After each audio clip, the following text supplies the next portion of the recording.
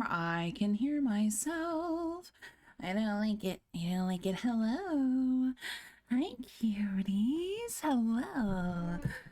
Oh, oh, geez. Oh, geez. I gotta fix things. Oh, no. Oh, no. It's not scuff. What's up? What's up, everyone? I see a spazzy. Okay. I see a coon, a Juno. What's up, Juno? I saw you playing Subnautica the other day. Oh my god. Aga. My. No, I'll keep it like that. I'll keep it like that. We need another shout out for Aga. Oh, see, I can hear myself and I can hear the mic cutting out. Motherfucker. Okay, fine. Let me just take off the filters. Okay. Alright, that's a little better, I guess. And let me also take this off. Bye, Carrot. Have fun working. Thank you for the lick. What's up, food? Solid. I've been good, Juno. I've been good. How you doing? Oh, God. I have to turn this off. Oh, my God. Please. I don't want to hear myself. There. Oh, my God. That's better. That's so much better. Can't wait to hear some Harry Potter Lovecraft. Please. Okay, let's get some background music going. Let me see how that looks level wise. Also, I'm tired. Long day of classes today. Ooh. I'm sorry you're tired. But at the same time, this is kind of a good place to be if you're tired. Yeah, I think so. Potato. Oh, Lord. I'm gonna have to figure out what what I need to do to make Harry Potter not make my whole system freak out like it did. Well, Hogwarts. Yeah. To freak out like it did, cause we gotta play more, but I can't play if I'm super fucking scuffed the entire time. Samwise when he said that. What's up, Spazzy? Alright, music is on. Excuse me. I gotta get myself ready for reading. Play with borderless versus full screen. Would that cut down on the resources, you think? Foodie woody. New computer. That's a bit over my budget right now. A little bit. I'm always tired. Aga, you need more sleep. I would say stream being scuffed is the most authentic Banshee stream is a wild statement. That's a wild statement.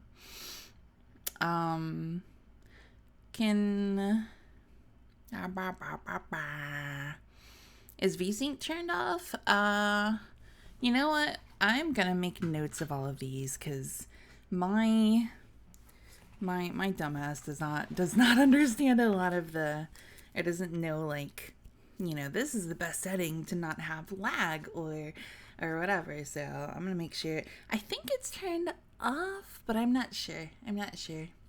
Not exactly, but it can change the way apps work together. Oh, okay. So let's see. We'll make a note. We're making a note. We're being good streamers. Just collect out of my shift at the script factory. Oh, please.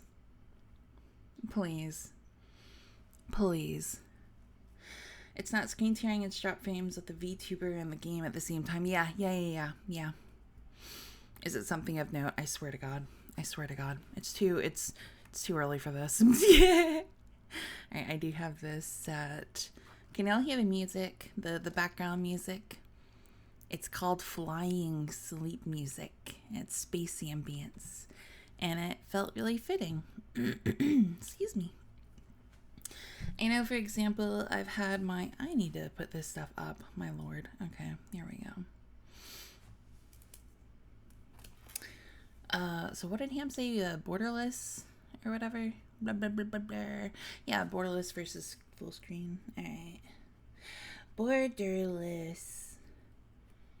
No full screen.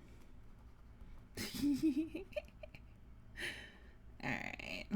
We will try that. We'll fuck around on it. Not this Thursday. Not this Thursday because we have to finish Subnautica. I'm not ready. I'm not ready. Ugh. Entire system freak out when I've streamed a game to a friend in Discord, but when I switched between full screen and full screen windowed, it worked perfectly fine. Okay. I just burned the ever-living shit out of the roof of my tongue. Oh my god. My tongue? What the fuck is going on? The roof of my mouth. Okay. Triple going full screen with OBS, but with like random games. Number 1, be scuff. Number 2, stop scuff. As sound advice, as good advice. Vampire Survivors on stream, then we got one. What? With Vampire Survivors? What? What? Getting all your voice blurbs out before the reading time. Yeah, honestly.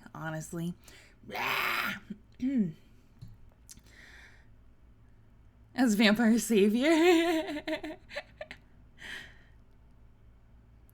I love Vampire Survivors. There was a hot minute where I played the fuck out of it.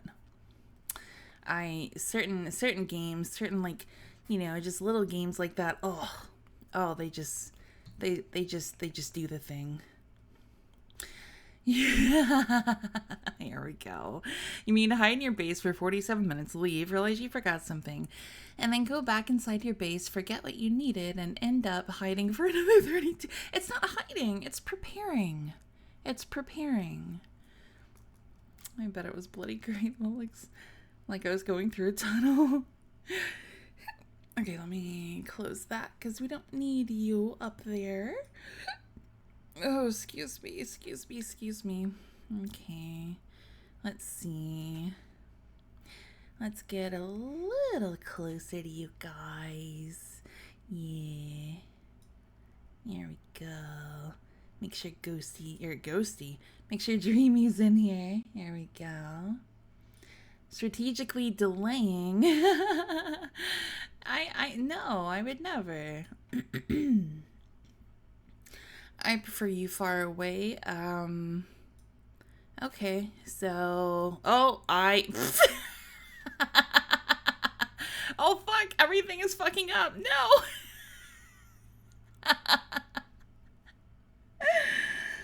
Oh, solid arcade.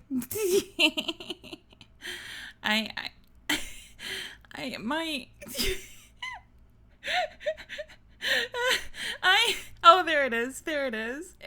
Oh, bye. Okay, never mind. I swear to God. Stay away.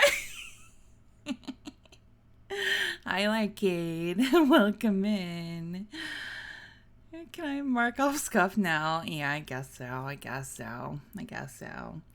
Who's this clown? Hi, Fishy. Hello, Fishy. Scuff Queen Band. Please, Aga, please. Aga, we're friends. What? Ow, Shadow, please. Agent, thank you for the follow. I hope you're doing well. Dead Pulp, hello. Thank you for the follow. I hope you're doing good too. Oh my lord. Oh my god, Chloe. Oh my god. I love your name, first of all. And thank you for the follow. Cutie. Did I just witness the scuff? Maybe. Dead poop. Hi. Welcome in, everyone. Hi, Chloe. Your name is so cute. I love it.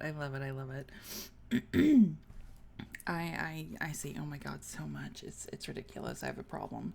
Okay.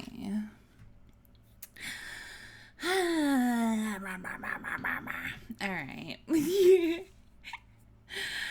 So yes. Hello. We are about to get into some story time. Yeah. We're about to get into some spooky ooky story time. I'm getting called out, Spousy. Sorry, I swear to God. Oh my God, yeah, I do.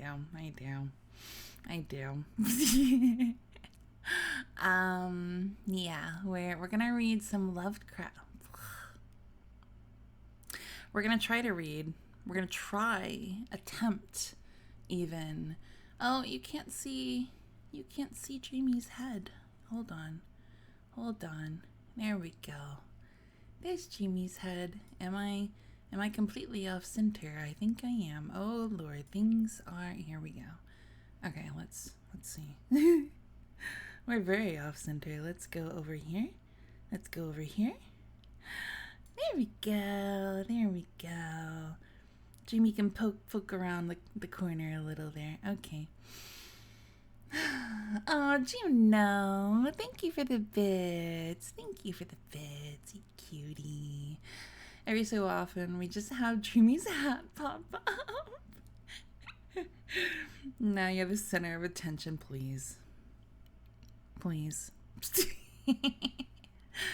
up, little beast man? Dreamy can stay, though. It's Dreamy's stream now. It's not mine. That's valid. That's actually pretty valid. But yes, we are. Which one are we gonna read first? Marked for 11 hours. Oh my goodness, I'll bet you're exhausted. Take a load off. That's all I ever do is burn myself with my tea. It's so good though, but I don't know. Read one fish, two fish. Let's see. I believe we're gonna read The Thing. Wait, can I get out of the way? Can my big giant head get out of the way? Kind of, sorta. Okay, whatever. The Thing on the Doorstep. We're gonna read that. That's what we're gonna read. Go transparent. I'm already fairly transparent. I'm transparent enough. Wait a minute. Oh shit. What did I mess something up with my model? Why am I? You should be able to see some of the words. What the fuck? What did I do? Let's see. Let's find out. No, I think let me see. Opacity. Here we go. Maybe there. I can't see myself. There we go. Why was it so high? Okay, whatever. We figured it out. Now you can see some of the words, as you should be able to.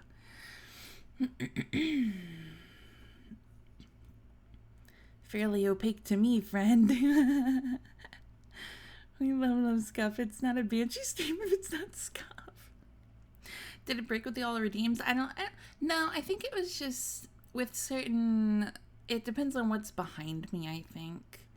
And how bright it is, I guess. I don't know. I don't really know. Ha. The redeem was really quiet. Ha. Why am I getting bonked? Oh, fishy.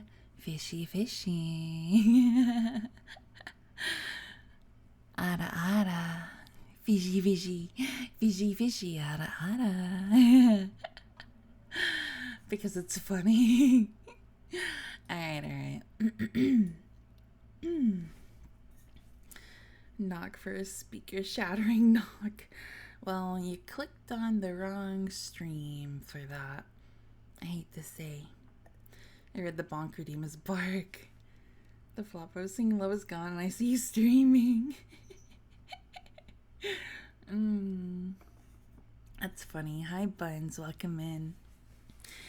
Alright. Now I'm gonna stretch my leggies out. The shush Banshee redeem. I can make that. I think I was going to and I just forgot. Oh.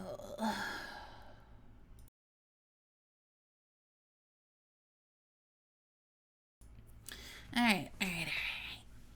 I think we're ready. I think we're ready to read. I think we're ready. Alright, are you all ready? Are you ready? Voice was finally here to sing, so I was singing that song on repeat.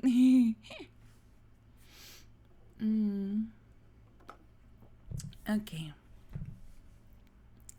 Whoopsie. Excuse me. Raxel, what's up? How you doing? Welcome in. Alright. I think I've sufficiently cleared my throat. Have we pre-read the story for any tricky words? No. You think I pre-read things for the no? No, actually, no, absolutely not.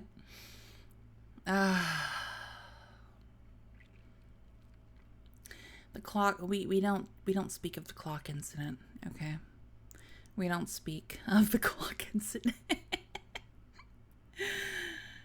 And my music finally worked. Yay! Good. I'm doing good, Raxel. I'm doing good. I'm glad you are too. Were you clocked? All right. Shh. Hush. Quiet those cute little mouths, okay? Thought we were past it already. All right.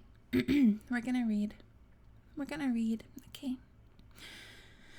And we're reading The Thing on the Doorstep by H.P. Lovecraft. Read like I'm breathing fire. Alright, okay. It is true that I have sent 6 bullets through the head of my best friend, and yet I hope to shew by this statement that I am not his murderer. At first I shall be called a madman, madder than the man I shot in his cell at the Arkham Sanitarium. Later, some of my readers will weigh each statement, correlate it with the known facts, and ask themselves how I could have believed otherwise than as I did after facing the evidence of that horror, that thing on the doorstep. Until then, I also saw nothing but madness in the wild tales I have acted on. Even now, I ask myself whether I was misled or whether I am not mad after all. I do not know. But others have strange things to tell of Edward and Asenath Derby, and even the stolid police are at their wits' ends to account for that last terrible visit. They have tried weakly to concoct a theory of a ghastly jest or warning by discharged servants, yet they know in their hearts that the truth is something infinitely more terrible and incredible. So I say that I have not murdered Edward Derby. Rather, have I avenged him, and in so doing purged the earth of a horror whose survival might have loosed untold terrors on all mankind. There are black zones of shadow close to our daily paths, and now and then some evil soul breaks a passage through. When that happens, the man who knows must strike before reckoning the consequences. Trying to pay attention this time. At that first line, I thought, oh, what'd she do for... Oh, for fuck's sake.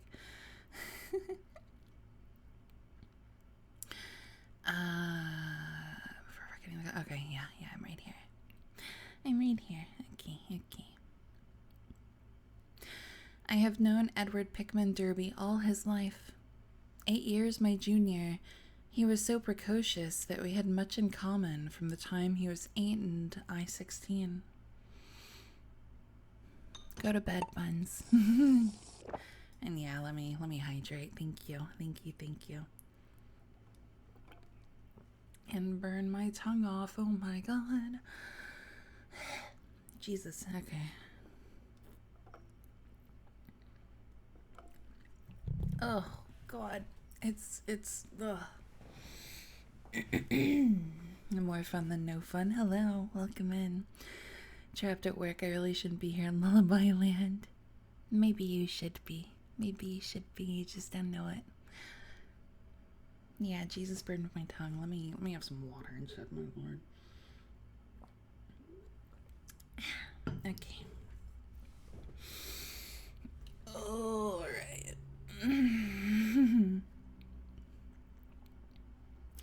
He was the most phenomenal child scholar I have ever known. And at 7 was writing verse of a somber, fantastic, almost morbid cast which astonished the tutors surrounding him. Perhaps his private education and coddled seclusion had something to do with his premature flowering. An only child, he had organic weaknesses which startled his doting parents and caused them to keep him closely chained to their side. He was never allowed out without his nurse, and seldom had a chance to play unconstrainedly. Oh wow, that's a word. Unconstrainedly with other children. All this doubtless fostered a strange, secretive inner life in the boy, with imagination as his one avenue of freedom. Oh, thank you for the prime. More fun than no fun. Thank you. Might as well use that. Thank you. I appreciate.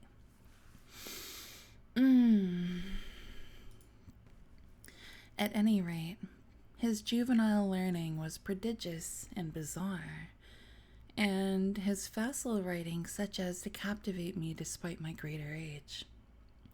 About that time, I had leanings toward art of a somewhat grotesque cast, and I found in this younger child a rare kind.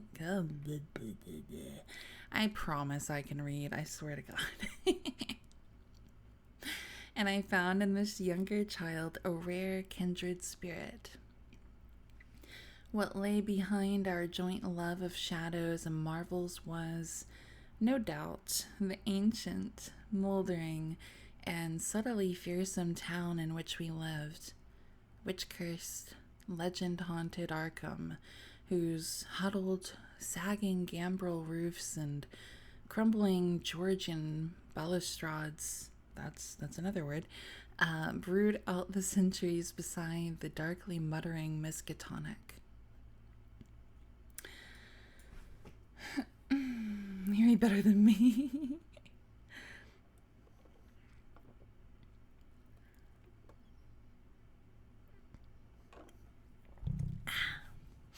Balustrade. My ADHD is so bad.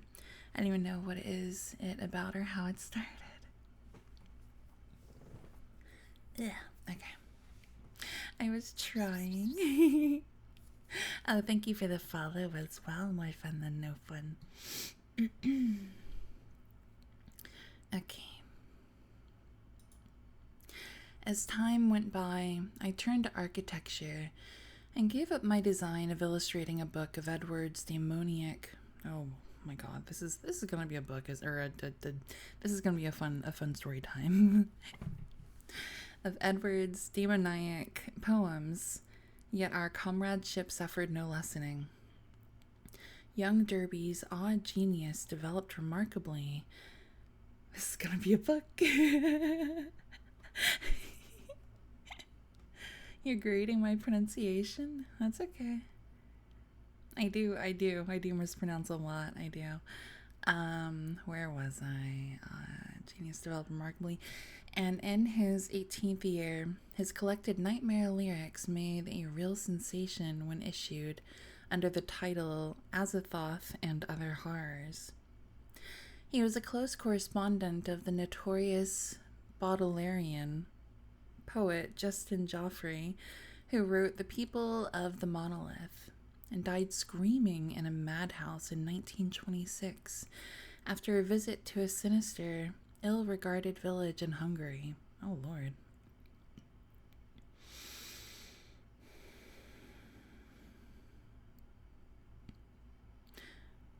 No, it's Azathoth, like Azathoth.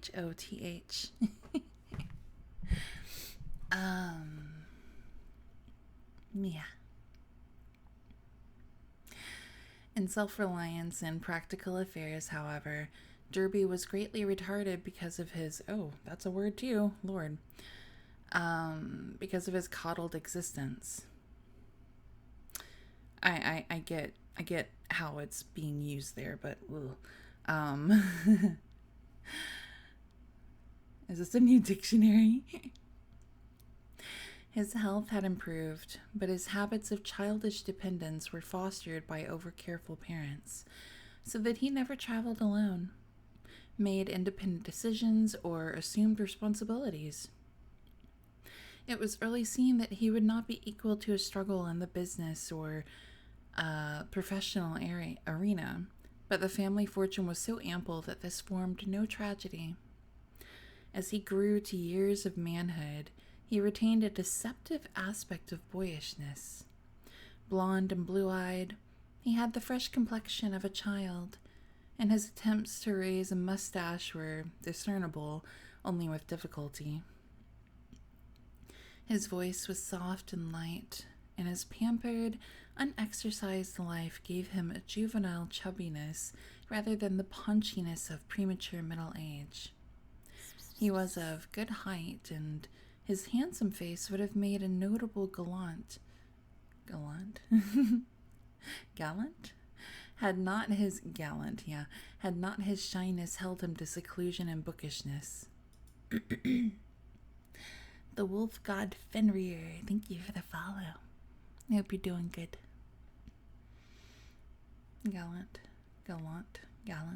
Is it gallant? I don't know. I trust you. Yeah, like the word that I was mentioning there. I know that, or at least I don't think that it was used, like, context-wise, it wasn't used, like, you know, the very, very socially unacceptable way that it would be now. Yeah, I'll have to keep an eye out for those words.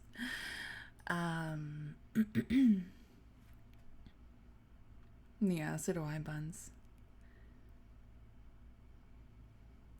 Need a screener? Yeah, I mean, I was I was debating what book, like, which story to read. I really want to read Call of Cthulhu. I can't remember if that's a short story or a whole ass novel. Yeah, far too many words have been bastardized of their original meaning. Yeah, for sure.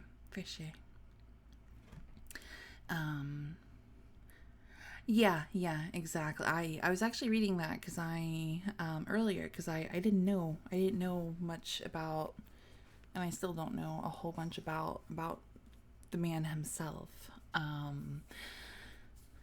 But yeah, I did see that that he wasn't a great guy, but I mean, you know, his books are generally okay. You should just wing it, make up stories on the fly, stretch your brain muscles. My brain muscles go burr, like, not in a good way if I have to wing too much. Yeah, let's get back to the story, though. Yeah, separate the art from the artist and all that, yeah. Well, that's what I've had to do with Neil Gaiman. I love his work. I adore his work. He's a horrible person, though. Cable in it was a big... Buns, be careful. Language does evolve. Yeah, absolutely. Okay.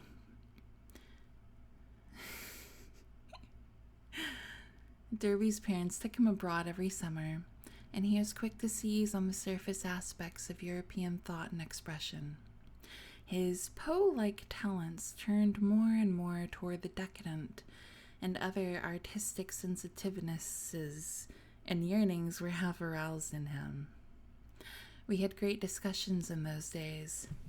I had been through Harvard and had studied in a Boston architect's office, had married, and had finally returned to Arkham to practice my profession, settling in the family homestead in Saltonstall Street, since my father had moved to Florida for his health.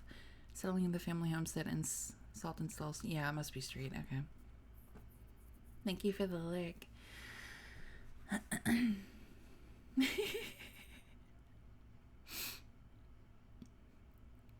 Edward used to call almost every morning till I came to regard him. Wow. We're fine. Everything's fine. Till I came to regard him as one of the household.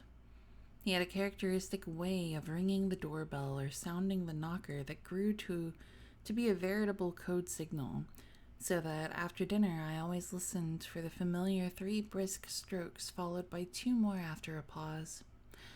Less frequently I would visit at his house and note with envy the obscure volumes in his constantly growing library. Derby went through Miskatonic University in Arkham, since his parents would not let him board away from them.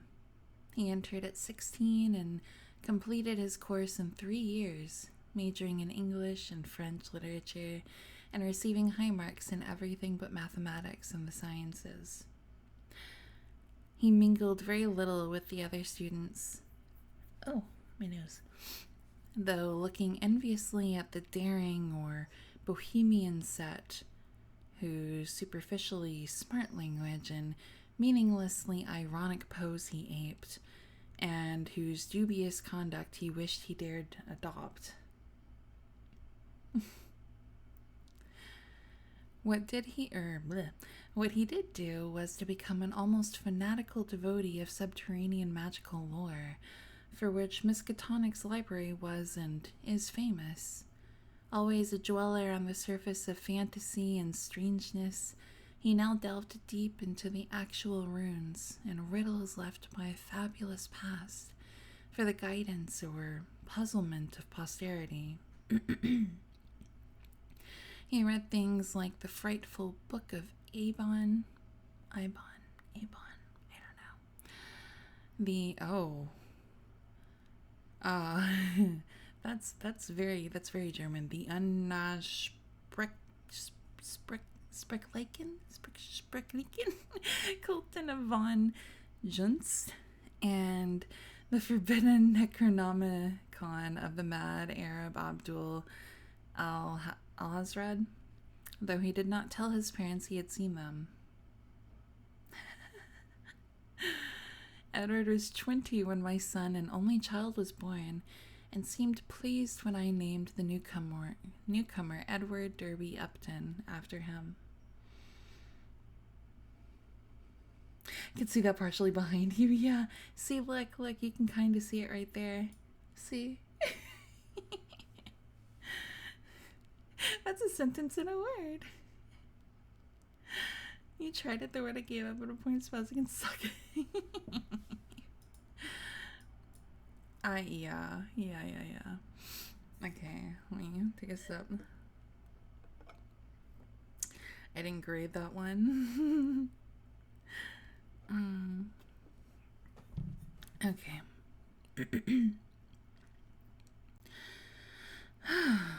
Lord. I chose. I made a choice. Okay. By the time he was 25, Edward Derby was a prodigiously learned man and a fairly well-known poet and fantasist. Lord. Okay. Though his lack of contacts and responsibilities had slowed down his literary growth by making his products derivative and overbookish. I was perhaps his closest friend, finding him an inexhaustible mine of vital theoretical topics, while he relied on me for advice in whatever matters he did not wish to refer to his parents.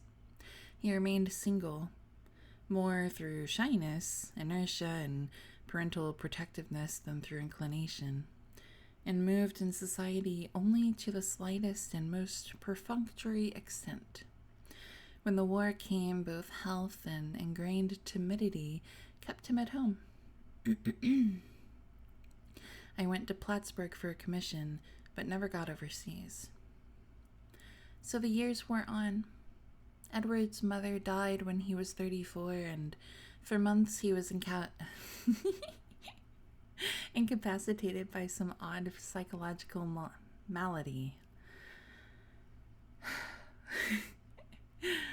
His father took him to Europe, however, and he managed to pull out of his trouble without visible effects. Afterward, he seemed to feel a sort of grotesque exhilaration, as if of partial escape from some unseen bondage. He began to mingle in the more advanced college set, despite his middle age, and was present at some extremely wild doings, on one occasion paying heavy blackmail, which he borrowed of me, to keep his presence at a certain affair from his father's notice. Some of the whispered rumors about the wild Miskatonic set were extremely singular. There was even talk of black magic and of happenings utterly beyond credibility. Funnel flabbergasted font. Let me try not to kick my desk, oh my lord. Yeah, I like audiobooks. I do. I prefer actually reading, not like actually reading, like that sounds condescending. I prefer physically reading, but audiobooks are really nice for if you're like playing a game or driving or something. Yeah. I use them. Oh my god, when I was in college. Yeah, when I was in college, that's because I had to commute about an hour each way to school, and I would somehow, especially if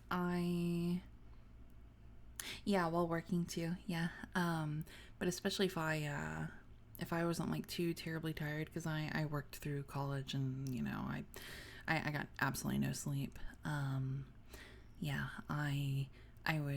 had like a subscription to some service that, it was so nice. I loved it. It's a spicy meatball. Oh my god, excuse me. Yeah, Audible. Yeah. Wait, my truck between tests at work. I've got so many hours of audio. Yes. Listen to audiobooks for a while with work, but then I'd get too deep into them and not want to stop. Yeah, I absolutely that. I have to be careful with because I always read. When I go to bed at night, for at least a little bit, and if I'm like really deep into a book, I'll forgo sleep. I love sleep, and that's saying something because I really love sleep. What's up, Reload? How you doing? Look them in. Pronouncing and enunciating is my problem since I was little, and still is in some areas. I mean, as you all can hear very, very well, my pronunciation is not top notch. I try. We try. That's the best that we can do. So my parents got me. I was in a higher ed. Is that why I'm not afraid of Banshee? Yeah. I read a lot of horror, so I mean, that's why like with horror games, like jump scares will get me, but like I'll be more so like enjoying the ambience and stuff as opposed to going, oh my god, I'm really scared, I used to have a stutter and use to swap my F and th sounds. Yeah.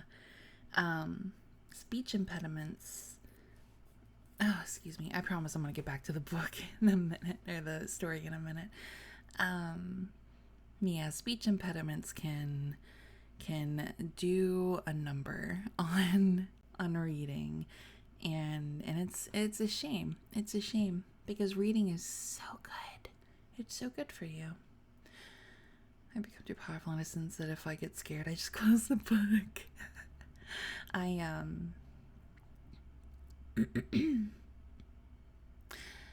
House of Leaves? No, I have not. I have not read that. But yeah, like regarding speech impediments, like I grew up with a much bigger lisp, and I still have a bit of a lisp, and it's a struggle, but you know, that's okay. I have a hard time saying sentences. I'm bad with the word with S. Yeah, buns. Yep. S's are my fucking kryptonite. I swear to God. House of Leaves. Is House of Leaves Lovecraft, or is that just a different book? Haunted house. Oh, night, solid. Get some sleep. It's a meta narrative. Oh, okay, I see. A different book. House of Leaves, like if all of Lovecraft's creatures got made into a house and that house was torn down and made into a book. My lord. Alright. Okay. Thank you for the stretch. 2090s. Not that old, I see. I'm stretching. Couldn't be an audiobook though.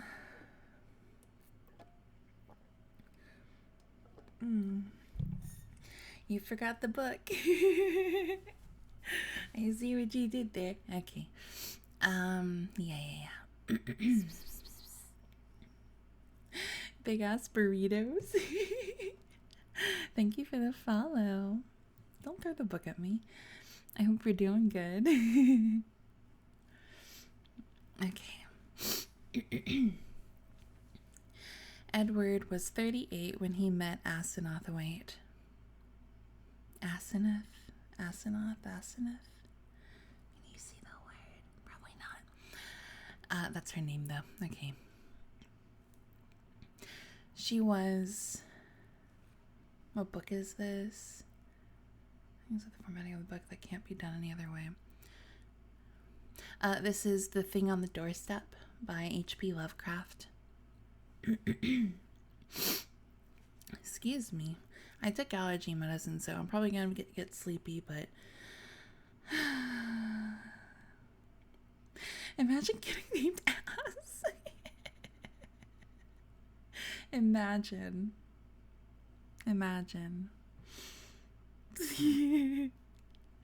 Okay.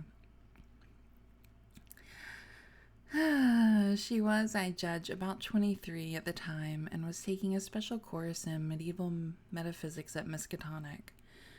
The daughter of a friend of mine had met her before in the Hall School at Kingsport and had been inclined to shun her because of her odd reputation. She was dark, smallish, and very good-looking except for over protuberant eyes, but something in her expression alienated extremely sensitive people. It was, however, largely her origin and conversation which caused average folk to avoid her. She was one of the Innsmouth waits, and dark legends have clustered for generations about crumbling, half-deserted Innsmouth, and its people. Quinn, thank you for the follow. I hope you're doing good. Do my paper because I'll catch you all later. It's nice meeting y'all. Go to sleep, bunny. Thank you for popping in. More fun than no fun. Have fun working. Take your time.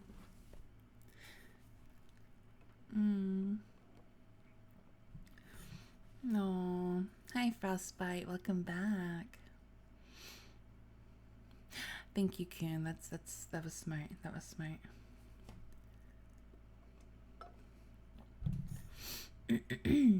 Oh, nice, nice.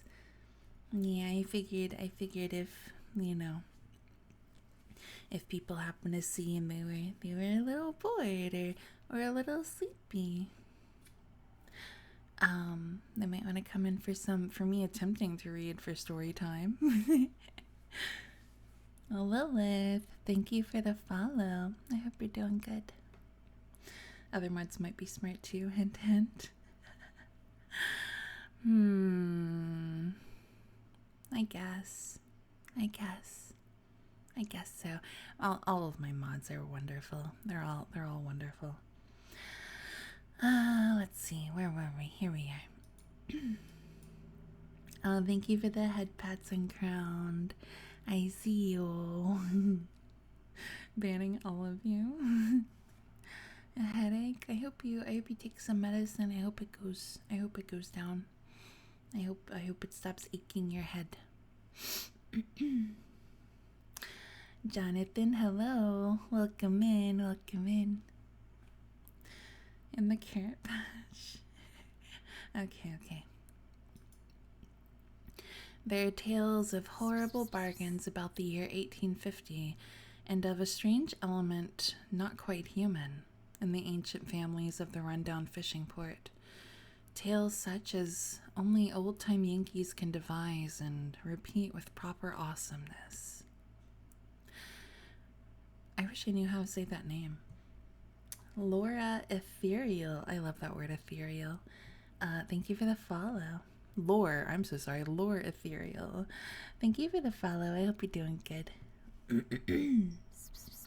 Thank you for the follow, Jonathan. Okay. Acid. You know, honestly, I'm gonna look up we're gonna look up really quick how to pronounce this name because I feel like pronunciation. Azimuth. There we go. I never would have gotten that. Oh my god. Okay. Alright, there we go. Azimuth's case was aggravated by the fact that she was Ephraim Waite's daughter, the child of his old age by an unknown wife who always went veiled. Ephraim lived in a half-decayed mansion in Washington Street, Innsmouth, and those who had seen the place, Arkham folk avoid going to Innsmouth whenever they can, declared that the attic windows were always boarded, and that strange sounds sometimes floated from within as evening drew on. The old man was known to have been a prodigious magical student in his day, and legend averred that he could raise or quell storms at sea according to his whim. I had seen him once or twice in my youth as he came to Arkham to consult forbidden tomes at the college library, and had hated his wolfish, saturnine face with its tangle of iron-gray beard. He had died insane, under rather queer circumstances, just before his daughter, by his will made a nominal ward of the principal, entered the Hall School. But she had been his morbidly avid pupil, and looked fiendishly like him at times. We're gonna get this. We're gonna do this. We're gonna fucking do this. I swear to God. Is Buns going to sleep? Night night, Buns. Sorry if I missed that. Yeah, night night, Buns. Get some sleep. What's up, Orlando? Welcome back. Yeah, I have not read much I haven't read much Lovecraft. Yeah, I haven't either. We've only read, which one did we read? Which one did we read? We read The Color Out of Space, and that was really good. Highly recommend. I've heard Dunwich Horror is a big one.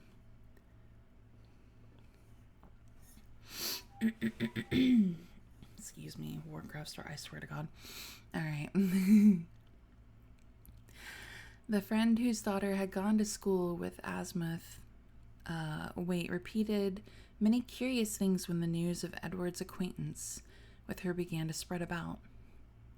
Azimuth, it seemed, had posed as a kind of magician at school, and had really seemed able to accomplish some highly baffling marvels. She professed to be able to raise thunderstorms, though her seeming success was generally laid to some uncanny knack at prediction. All animals markedly disliked her, and she could make any dog howl by certain motions of her right hand. That's horrible. There were times when she displayed snatches of knowledge and language very singular and very shocking for a young girl. When she would frighten her schoolmates with leers and winks of an inexplicable kind, and would seem to extract an obscene and zestful irony from her present situation. Most unusual, though, were the well-attested cases of her influence over other persons. She was, beyond question, a genuine hypnotist. By gazing peculiarly at a fellow student, she would often give the latter a distinct feeling of exchanged personality, as if the subject were placed momentarily in the magician's body and able to stare half across the room at her real body, whose eyes blazed and protruded with an alien expression. Azimuth often made wild claims about the nature of consciousness and about its independence of the physical frame, or at least from the life processes of the physical frame. Her crowning rage, however, was that she was not a man, since she believed a male brain had certain unique and far-reaching cosmic powers. Given a man's brain, she declared, she could not only equal but surpass her father in mastery of unknown forces. Oh, whoopsie. There we go. This makes sense? Wow. Wow. Jose Angel, thank you for the follow. I hope you're doing good.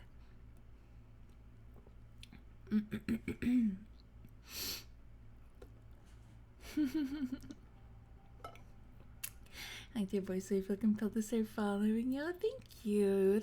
Thank you. That's really sweet. What did I arrive to?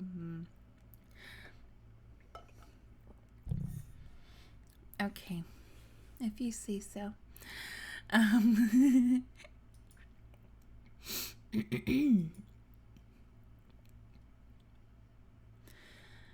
Yeah, per usual. Hi, Vescaler. Welcome in.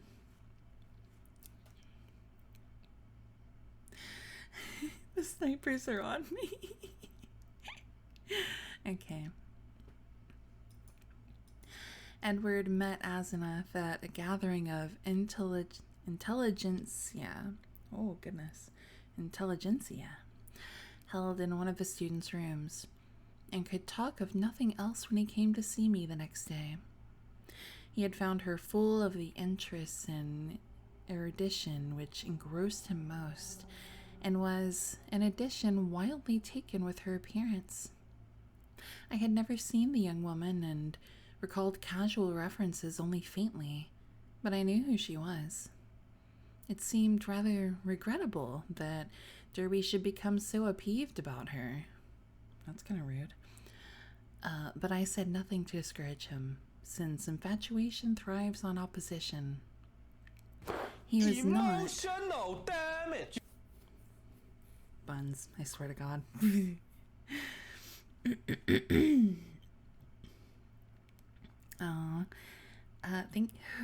Excuse me. Thank you for popping in, Quinn. I hope work goes well for you.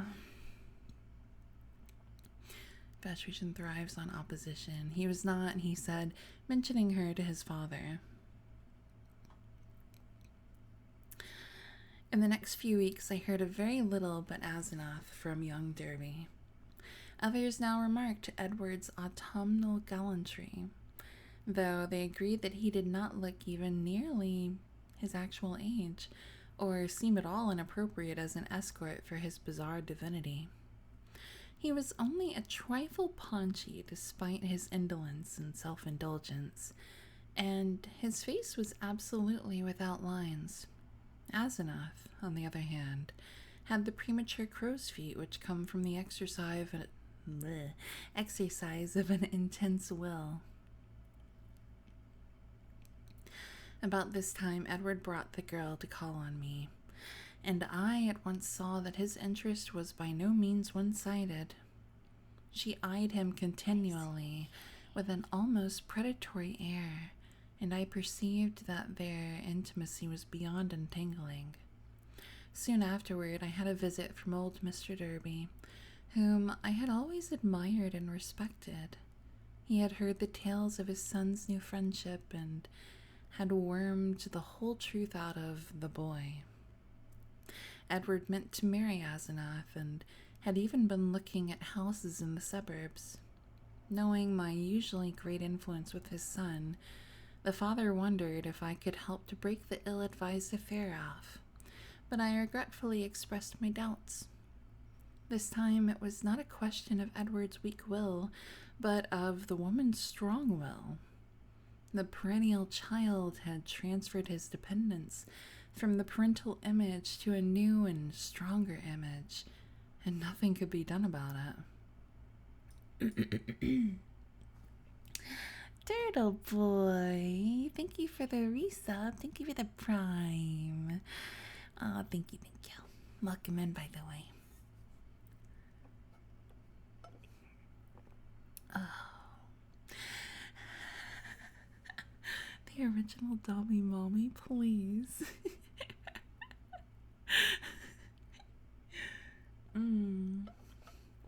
Okay. Actually, let's do the lips real quick. Reapplication 1 of like fucking 5. I swear.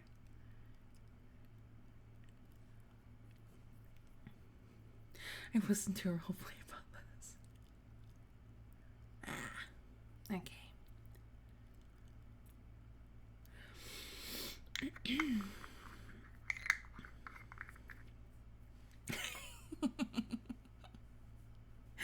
Please, food.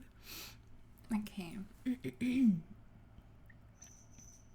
The wedding was performed a month later by a justice of the peace according to the bride's request.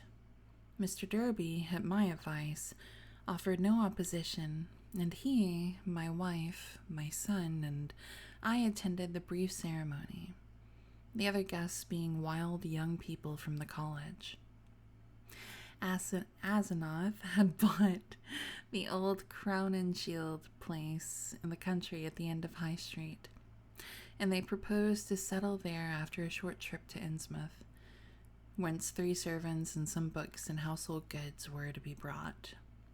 It was probably not so much consideration for Edward and his father as a personal wish to be near the college, its library, and its crowd of sophisticates that made Asenath settle in Arkham instead of returning permanently home. When Edward called on me after the honeymoon, I thought he looked slightly changed. Excuse me. I thought he looked slightly changed. Asenath had made him get rid of the undeveloped mustache, but there was more than that. He looked soberer and more thoughtful, his habitual pout of childish rebelliousness being exchanged for a look of genuine sadness. I was puzzled to decide whether I liked or disliked the change. Certainly, he seemed for the moment more normally adult than ever before. Perhaps the marriage was a good thing. Might not the change of dependence from a start toward actual neutralization, leading ultimately to responsible independence? He came alone, for Asenath was very busy. She had brought a vast store of books and apparatus from Innsmouth.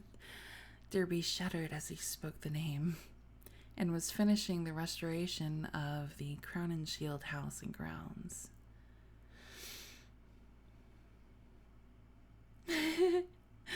My friend is depressed, but he's less annoying, so I gotta see how I feel about this.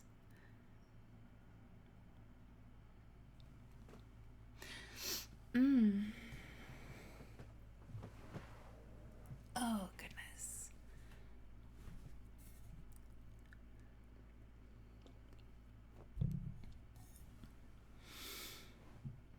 Everyone wants to extend my warranty. Here, let's lower that a little. There we go. Her home in that town was a rather disquieting place, but certain objects in it had taught him some surprising things. He was progressing fast in esoteric lore now that he had Asenath's guidance. Some of the experiments she proposed were very daring and radical. He did not feel at liberty to describe them, but he had confidence in her powers and intentions. The three servants were very queer, an incredibly aged couple who had been with old Ephraim, I think, and referred occasionally to him and to Asenath's dead mother in a cryptic way, and a swarthy young wench who had marked anomalies of feature and seemed to exude a perpetual odor of fish. Yeesh.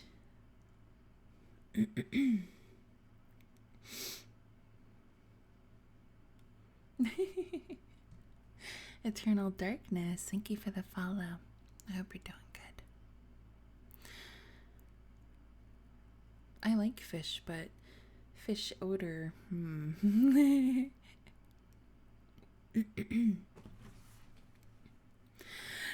Carrot.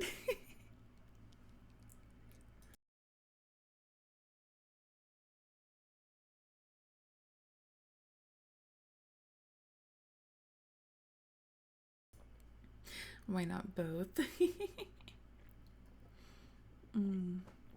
Okay. It should be a range, I swear to God. Alright. For the next 2 years, I saw less and less of Derby.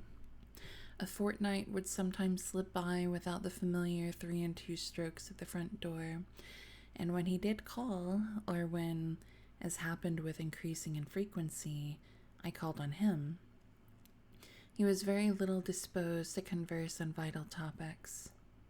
He had become secretive about those occult studies which he used to describe and discuss so minutely, and preferred not to talk of his wife.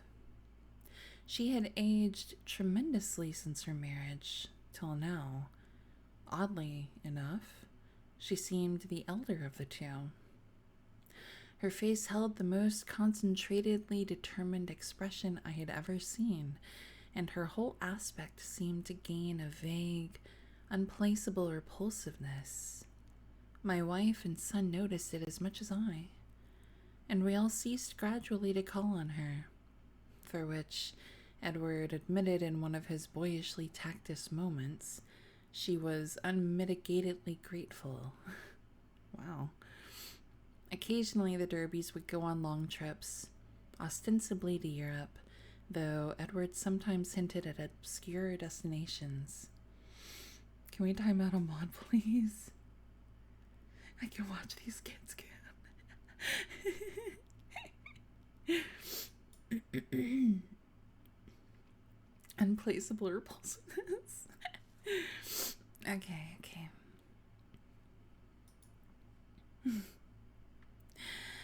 It was after the first year that people began talking about the change in Edward Derby. It was very casual talk, for the change was purely psychological, but it brought up some interesting points. Now and then, it seemed, Edward was observed to wear an expression and to do things wholly incompatible with his usual flabby nature. For example, although in the old days he could not drive a car, he was now seen occasionally to dash into or out of the old Crown and Shield driveway with Asenath's powerful Packard, handling it like a master and meeting traffic entanglements with a skill and determination utterly alien to his accustomed nature. How many traffic entanglements can one get into, though?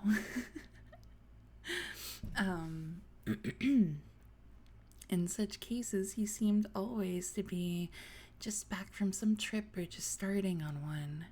What sort of trip, no one could guess, although he mostly favored the Innsmouth Road. You're asking the wrong guy.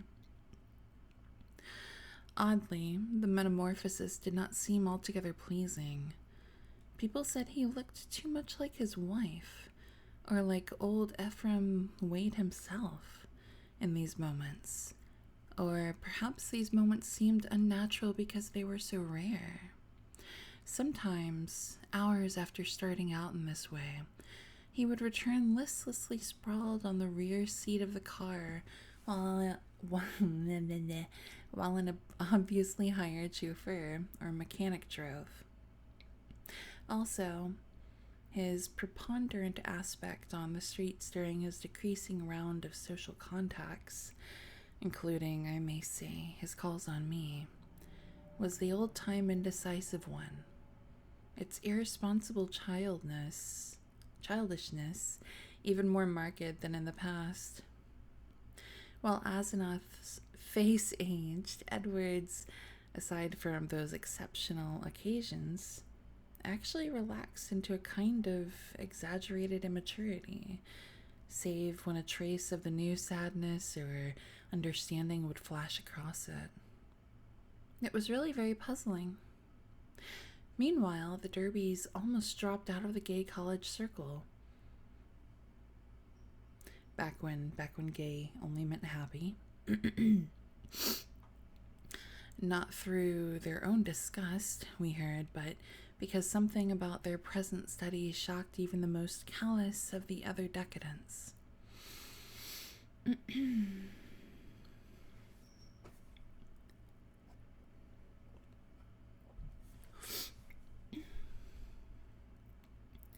It was in the 3rd year of the marriage that Edward began to hint openly to me of a certain fear and dissatisfaction.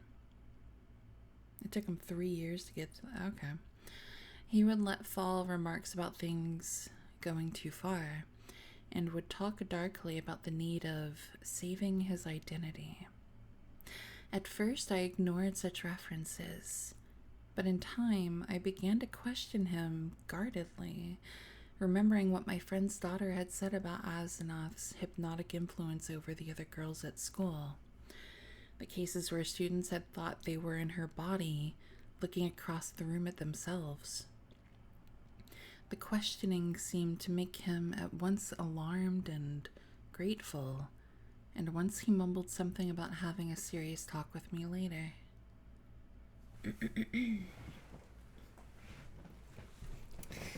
Sorry, I must adjust and stretch.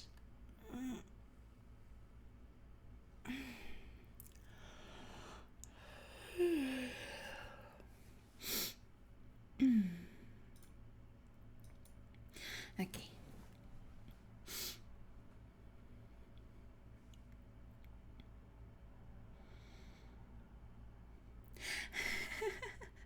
An oddly fitting story for me to read. Yeah, I caught that too.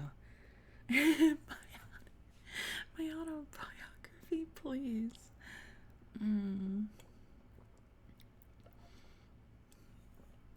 I had no idea that was an element in the story as well, by the way. Let me blow my nose real quick.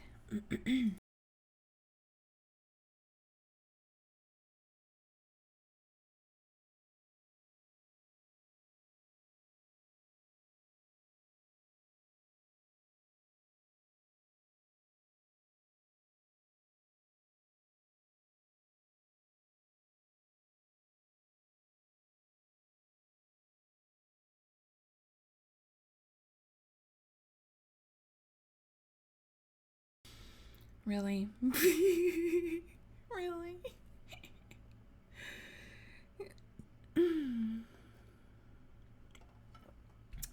Swear to God. Okay.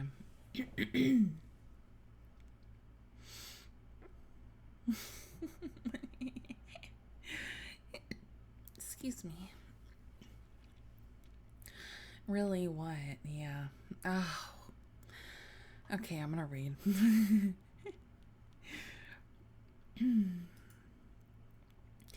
About this time, old Mr. Derby died, for which I was afterward very thankful.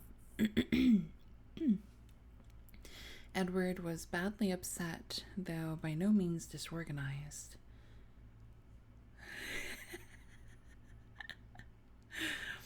Okay. He had seen astonishingly little of his parent since his marriage, for Asenath had concentrated in herself all his vital sense of family linkage. Some called him callous in his loss, especially since those jaunty and confident moods in the car began to increase. He now wished to move back into the old Derby mansion, but Asenath insisted on staying in the Crown and Shield house, to which she had become well adjusted. Not long afterward, my wife heard a curious thing from a friend, one of the few who had not dropped the Derbys. She had been out to the end of High Street to call on the couple, and had seen a car shoot briskly out of the drive with Edward's oddly confident and almost sneering face above the wheel. Ringing the bell, she had been told by the repulsive wench that Asenath was also out, but had but had chanced to look up at the house in leaving. There, at one of Edward's library windows, she had glimpsed a hastily withdrawn face, a face whose expression of pain, defeat, and wistful hopelessness was poignant beyond description. It was, incredibly enough in view of its usual domineering cast, Asenath's. Yet the color had vowed that in that instant the sad, muddled eyes of poor Edward were gazing out from it. Edward's calls now grew a trifle more frequent, and his hints occasionally became concrete. What he said was not to be believed, even in centuried and legend-haunted Arkham, but he threw out his dark lore with a sincerity and convincingness which made one fear for his sanity. He talked about terrible meetings in lonely places, of cyclopean ruins in the heart of the Maine woods, beneath which vast staircases led down to abysses of nighted secrets, of complex angles that led through invisible walls to other regions of space and time, and of hideous exchanges of personality that permitted explorations in remote and forbidden places, on other worlds, and in different space-time continua.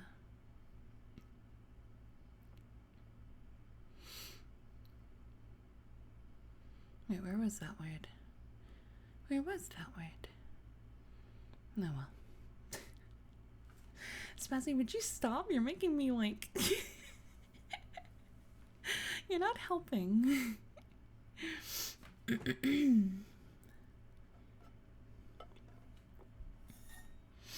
Not seeing an end either.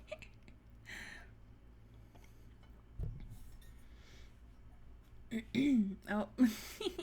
Snake.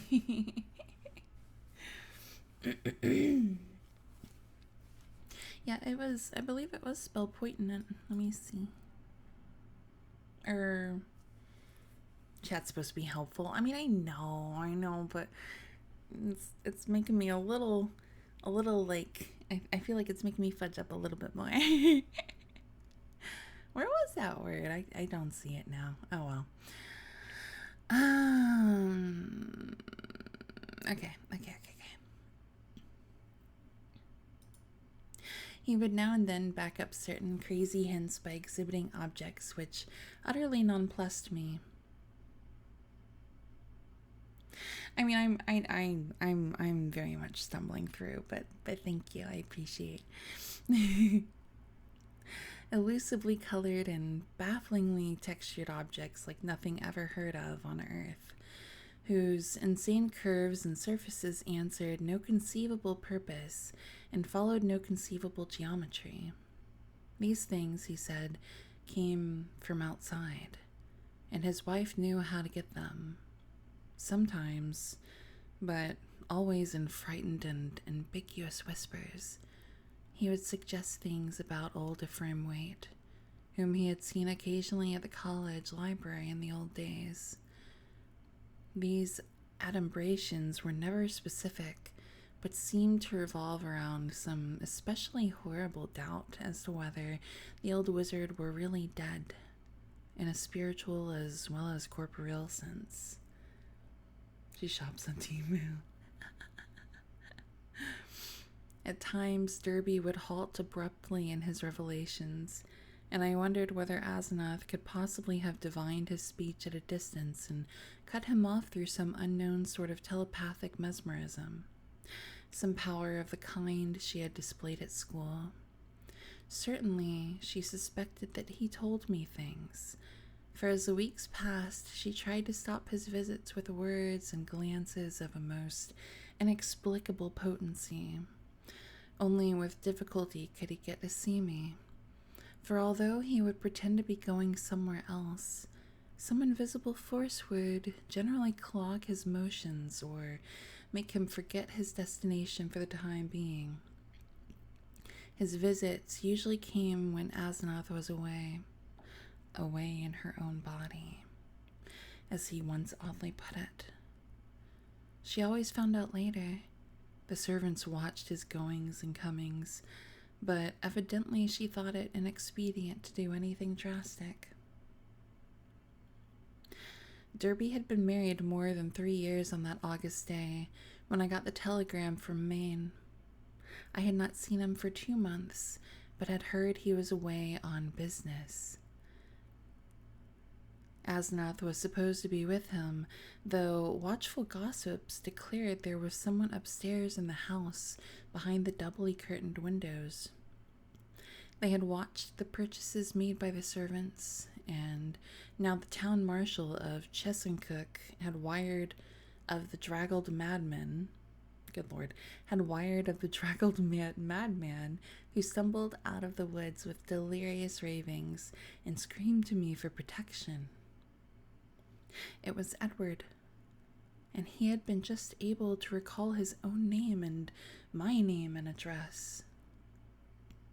Chesuncook is close to the wildest, deepest, and least explored forest belt in Maine, and it took a whole day of feverish jolting through fantastic and forbidding scenery to get there in a car. I found Derby in a cell at the town farm, vacillating between frenzy and apathy. He knew me at once and began pouring out a meaningless, half-incoherent torrent of words in my direction. Dan, for God's sake, the pit of the Shoggoths. Down the 6,000 steps, the abomination of abominations. I never would let her take me, and then I found myself there. Oh, Lord. Or just through the forest, I can see why he would find it scary. Yeah. Shub Nugurath. The sheep rose up from the altar, and there were 500 that howled. The hooded thing bleated, Kamog, Kamog. That was old Ephraim's secret name in the coven. Hello, motherfucker. I was the... Thank you for the follow, Maddox. Welcome in. And hello, Legendary. I was there where she promised she wouldn't take me.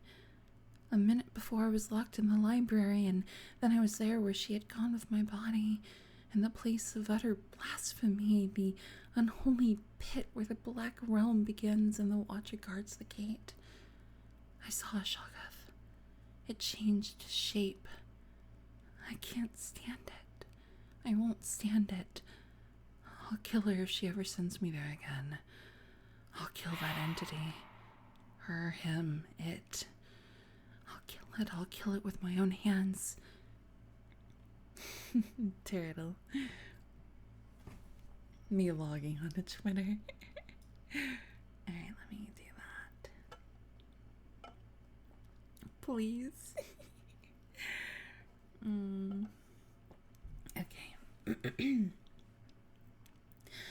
It took me an hour to quiet him, but he subsided at last.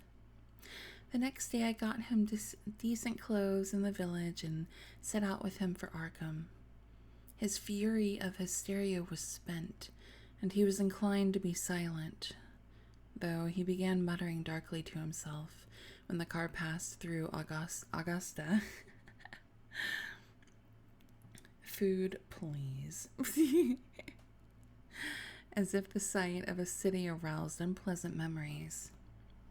It was clear that he did not wish to go home, and considering the fantastic delusions he seemed to have about his wife, delusions undoubtedly springing from some actual hypnotic ordeal to which he had been subjected. Augusta. Yeah, I know. Augusta. Yeah. I thought it would be better if he did not. I would, I resolved, put him up myself for a time. No matter what unpleasantness it would make with Asenath. Later I would help him get a divorce, for most assuredly there were mental factors which made this marriage suicidal for him.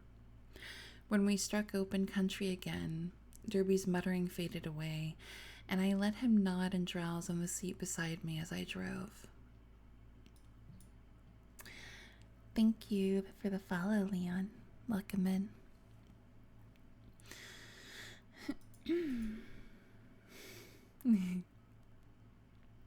During our sunset dash through Portland, the muttering commenced again, more distinctly than before, and as I listened, I caught a stream of utterly insane drivel about Asenath.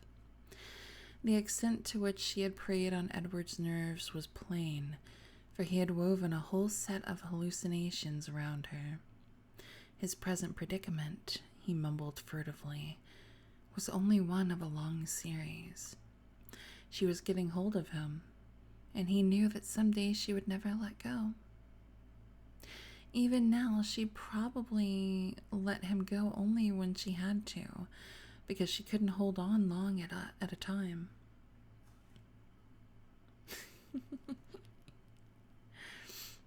She constantly took his body and went to nameless places for nameless rites, leaving him in her body and locking him upstairs. But sometimes she couldn't hold on, and he would find himself suddenly in his own body again in some far-off, horrible, and perhaps unknown place. Sometimes she'd get a hold of him again, and sometimes she couldn't.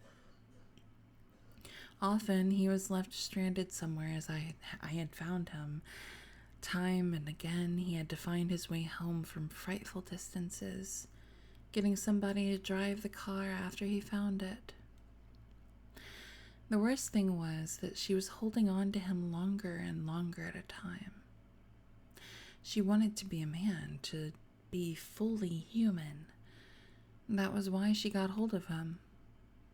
She had sensed the mixture of fine wrought brain and weak will in him. Some days she would crowd him out and disappear with his body. Disappear to become a great magician like her father and leave him marooned in that female shell that wasn't even quite human. Yes, he knew about the Innsmouth blood now. There had been traffic with things from the sea. It was horrible. And old Ephraim. He had known the secret, and when he grew old, did a hideous thing to keep alive. He wanted to live forever. Asenath would succeed. One successful demonstration had taken place already. As Derby muttered on, I turned to look at him closely, verifying the impression of change which an earlier scrutiny had given me. Paradoxically, he seemed in better shape than usual, harder, more normally developed, and without the trace of sickly flabbiness caused by his indolent habits. It was as if he had been really active and properly exercised for the first time in his coddled life, and I judged that Asenath's force must have pushed him into unwanted channels of motion and alertness. But just now his mind was in a pitiable state, for he was mumbling wild extravagances about his wife, about black magic, about the Oldeframe, and about some revelation which would convince even me. He repeated names which I recognized from bygone browsings and forbidden volumes, and at times made me shudder with a certain thread of mythological consistency, of convincing coherence, which ran through his maundering. Again and again he would pause, as if to gather courage from some final and terrible disclosure. I need tea, I need tea, I need tea.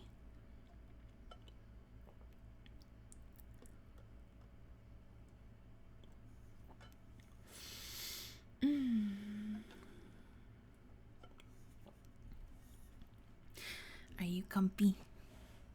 Are you comfy over there, chat? Oh, goodness.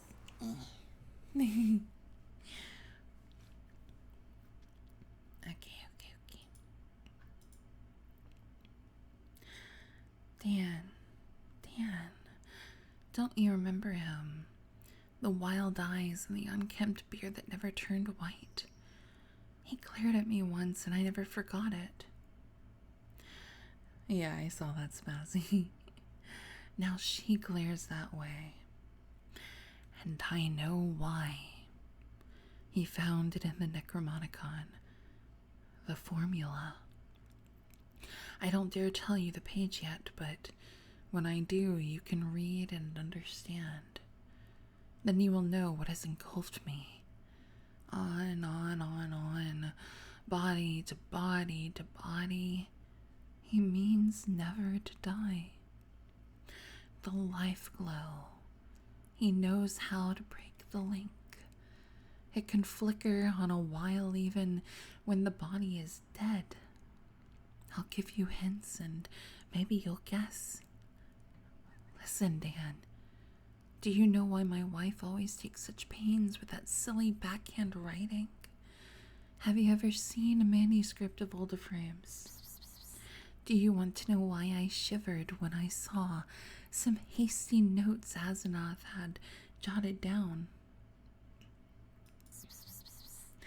Thank you for the follow, Skullboy. Thank you for the follow, Andreas. Welcome in. It was originally Richland, but they had a train that went to Portland, Maine and changed it to another town. Oh, interesting. Okay. Asenath, is there such a person? Why did they half think there was poison in Oldeframe's stomach? Why did the Gilmans whisper about the way he shrieked? Like a frightened child, when he went mad and Asenath locked him up in the padded attic room where the other had been. Was it Oldeframe's soul that was locked in? Who locked in whom? Why had he been looking for months for someone with a fine mind and a weak will? Why did he curse that his daughter wasn't a son? Tell me, Daniel Upton, what devilish exchange was perpetrated in the house of horror where that blasphemous monster had a trusting, weak-willed, half-human child at his mercy? Didn't he make it permanent, as she'll do in the end with me? Tell me why that thing calls itself Asenath writes differently when off guard, so that you can't tell its script from... Ooh, it's getting interesting. Thank you for the stretch. Oh my goodness.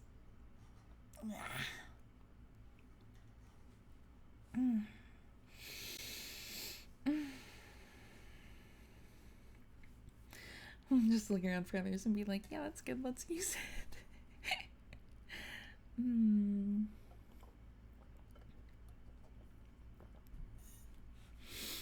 Okay. Then the thing happened.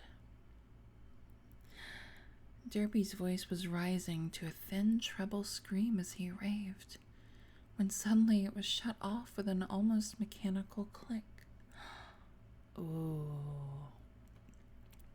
I thought of those other occasions at my home when his confidences had abruptly ceased, when I had half fancied that some obscure telepathic wave of Asimov's mental force was intervening to keep him silent.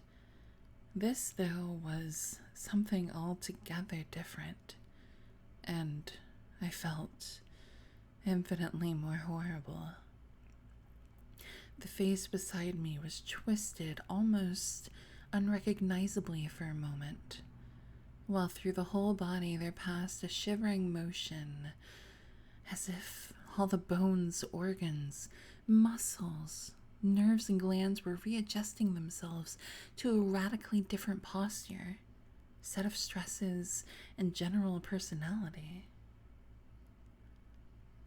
Just where the supreme horror lay, I could not for my life tell.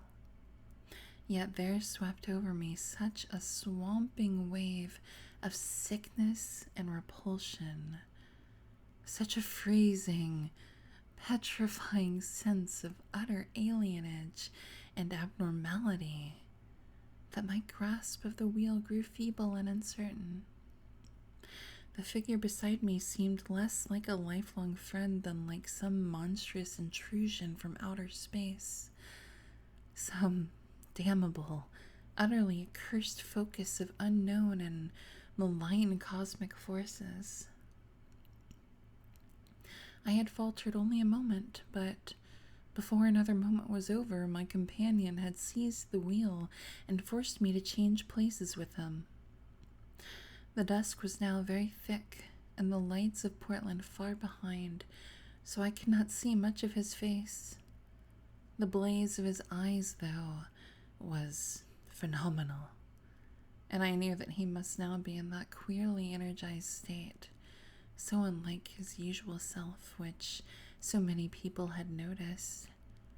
It seemed odd and incredible that listless Edward Derby, he who could never assert himself, and who had never learned to drive, should be ordering me about and taking the wheel of my own car. Yet that was precisely what had happened. He did not speak for some time, and in my inexplicable horror, I was glad he did not. In the lights of Biddeford and Sacco, I'm not sure, I saw his firmly set mouth, and shivered at the blaze of his eyes. The people were right. He did look damnably like his wife, and like old Ephraim when in these moods. I did not wonder what the moods were disliked. I did not wonder that the moods were disliked. There was certainly something unnatural and diabolic in them, and I felt the sinister element all the more because of the wild ravings I had been hearing. This man, Sacco, thank you. This man, for all my lifelong knowledge of Edward Pickman Derby, was a stranger, an intrusion of some sort from the black abyss. My tummy just growled.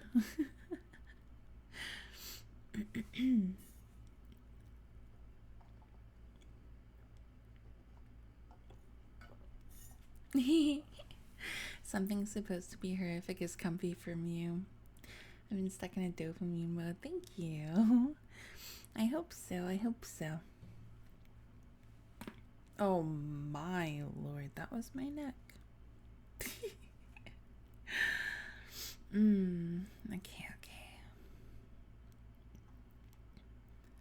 I know, it was a huge crack. I literally hold like all of my stress in my neck and like upper back. Or like my neck and shoulders, I guess, not upper back. Okay.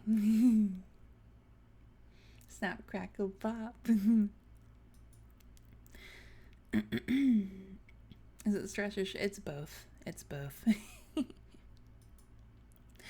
He did not speak until we were on a dark stretch of road, and when he did, his voice seemed utterly unfamiliar. It was deeper, firmer, and more decisive than I had ever known it to be, while its accent and pronunciation were altogether changed, though vaguely, remotely, and rather disturbingly recalling something I could not quite place. And Jersey, like L from Death Note. I do. Welcome in, Unknown Wolf. There was, I thought, a trace of very profound and very genuine irony in the timbre.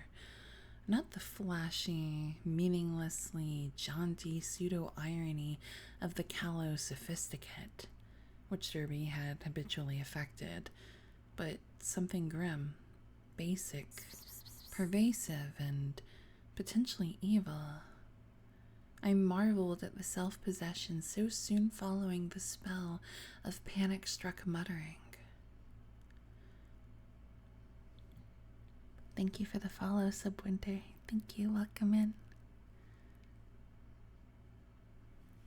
Oh, welcome back, burritos.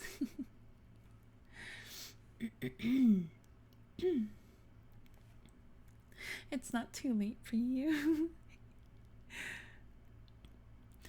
I hope you'll forget my attack back there, Upton, he was saying. You know what my nerves are, and I guess you can excuse such things. I'm enormously grateful, of course, for this lift home. And you must forget, too, and any crazy things I may have been saying about my wife, and about things in general. That's what comes from overstudy in a field like mine. My philosophy is full of bizarre concepts, and when the mind gets worn out, it cooks up all sorts of imaginary concrete applications. I shall take a rest from now on. You probably won't see me for some time, and you needn't blame Asenath for it. This trip was a bit queer, but it's really very simple. There are certain Indian relics in the North Woods, standing stones and all that, which mean a good deal in folklore, and Asenath and I are following that stuff up. It was a hard search, so I seem to have gone off my head. I must send somebody for the car when I get home. A month's relaxation will put me back on my feet. The original gaslighter, right? I do not recall just what my own part of the conversation was, for the baffling alienage of my seatmate filled all my consciousness.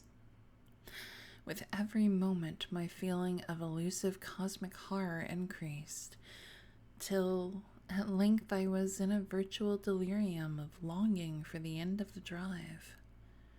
Derby did not offer to relinquish the wheel, and I was glad of the speed with which Portsmouth and Newburyport flashed by.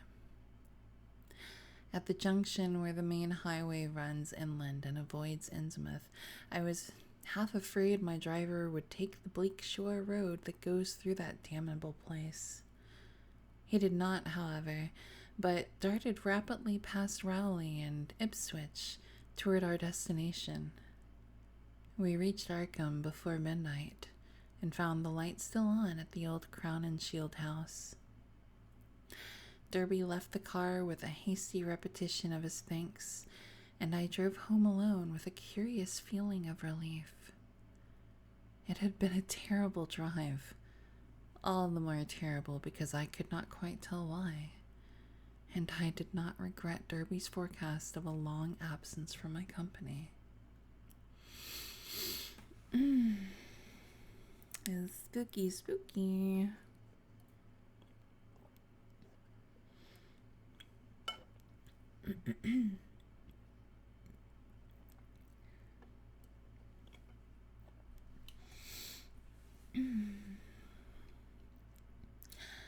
The next 2 months were full of rumors.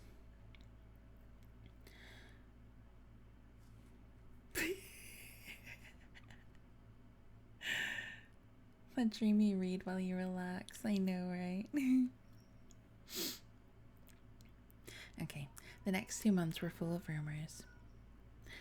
People spoke of seeing Derby more and more in his new energized state, and Asenath was scarcely ever into her few callers.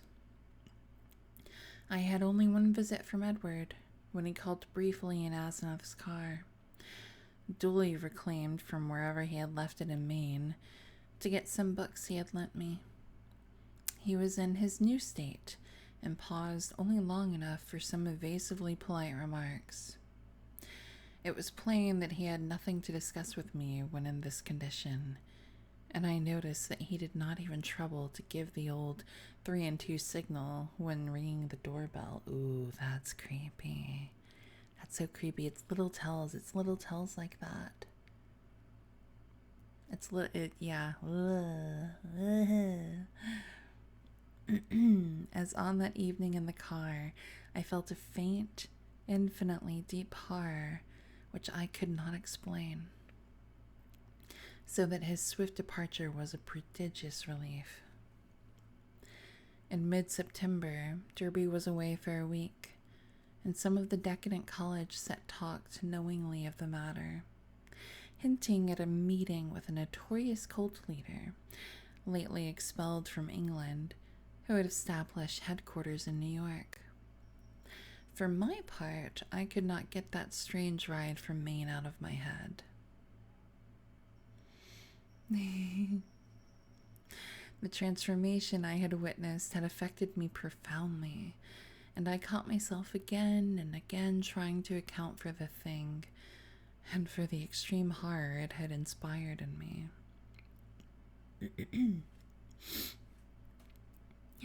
But the oddest rumors were those about the sobbing in the old Crown and Shield house. The voice seemed to be a woman's, and some of the younger people thought it sounded like Asenath's. It was heard only at rare intervals, and would sometimes be choked off as if by force.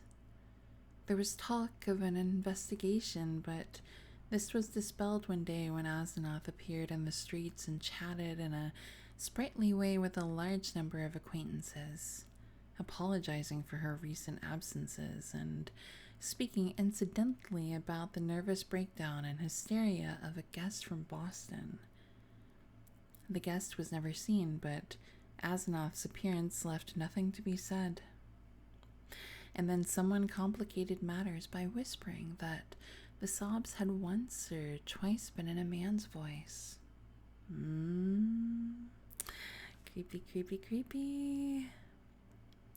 One evening in mid-October, I heard the familiar 3 and 2 ring at the front door. Answering it myself, I found Edward on the steps and saw in a moment that his personality was the old one, which I had not encountered since the day of his ravings on that terrible ride from Chesuncook.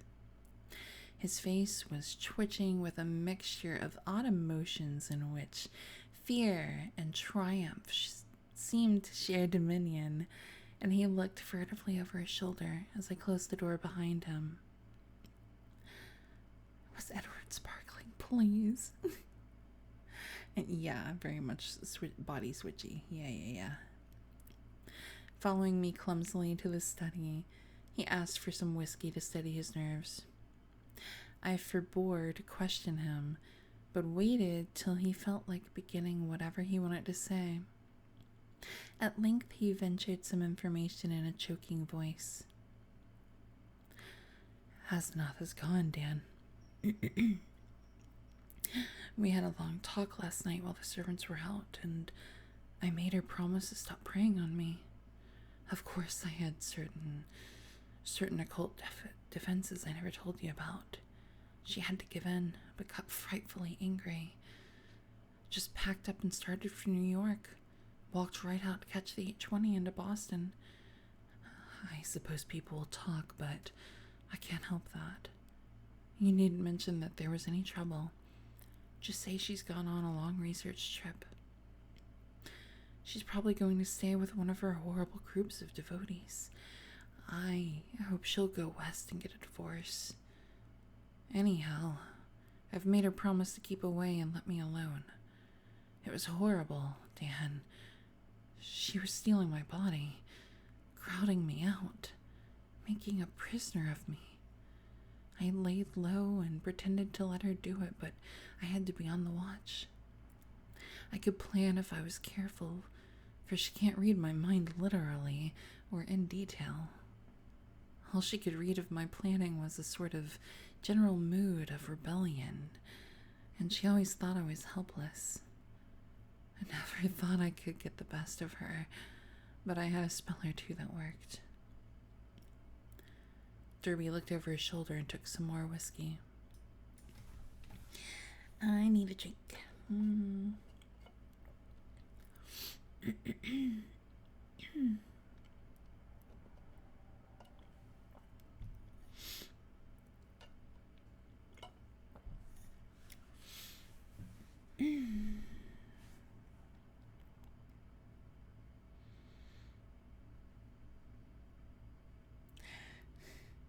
Always upset when they have a great way of venting.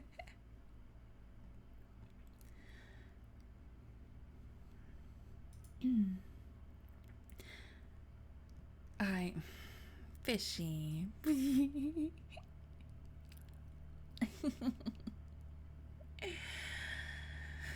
Oh, fishy, fishy, fishy. Fishy, fishy. You know what? I don't care. I'll read as a clown. I don't care. I paid off those damn servants this morning when they got back.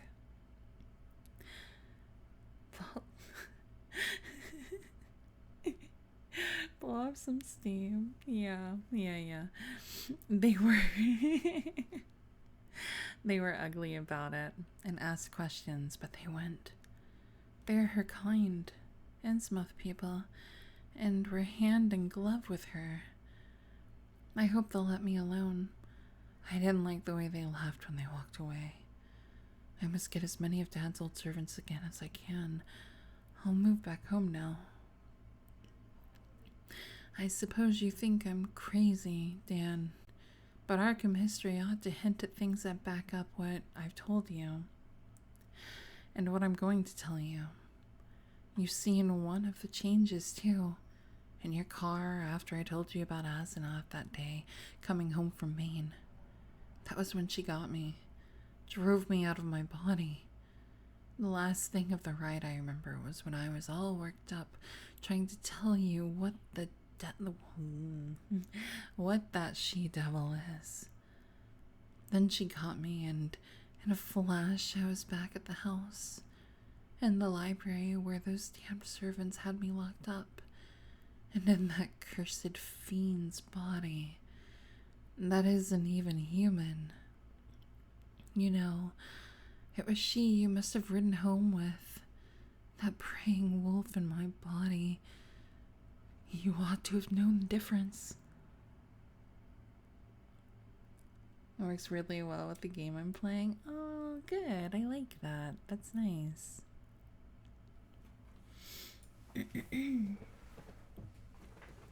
Oh.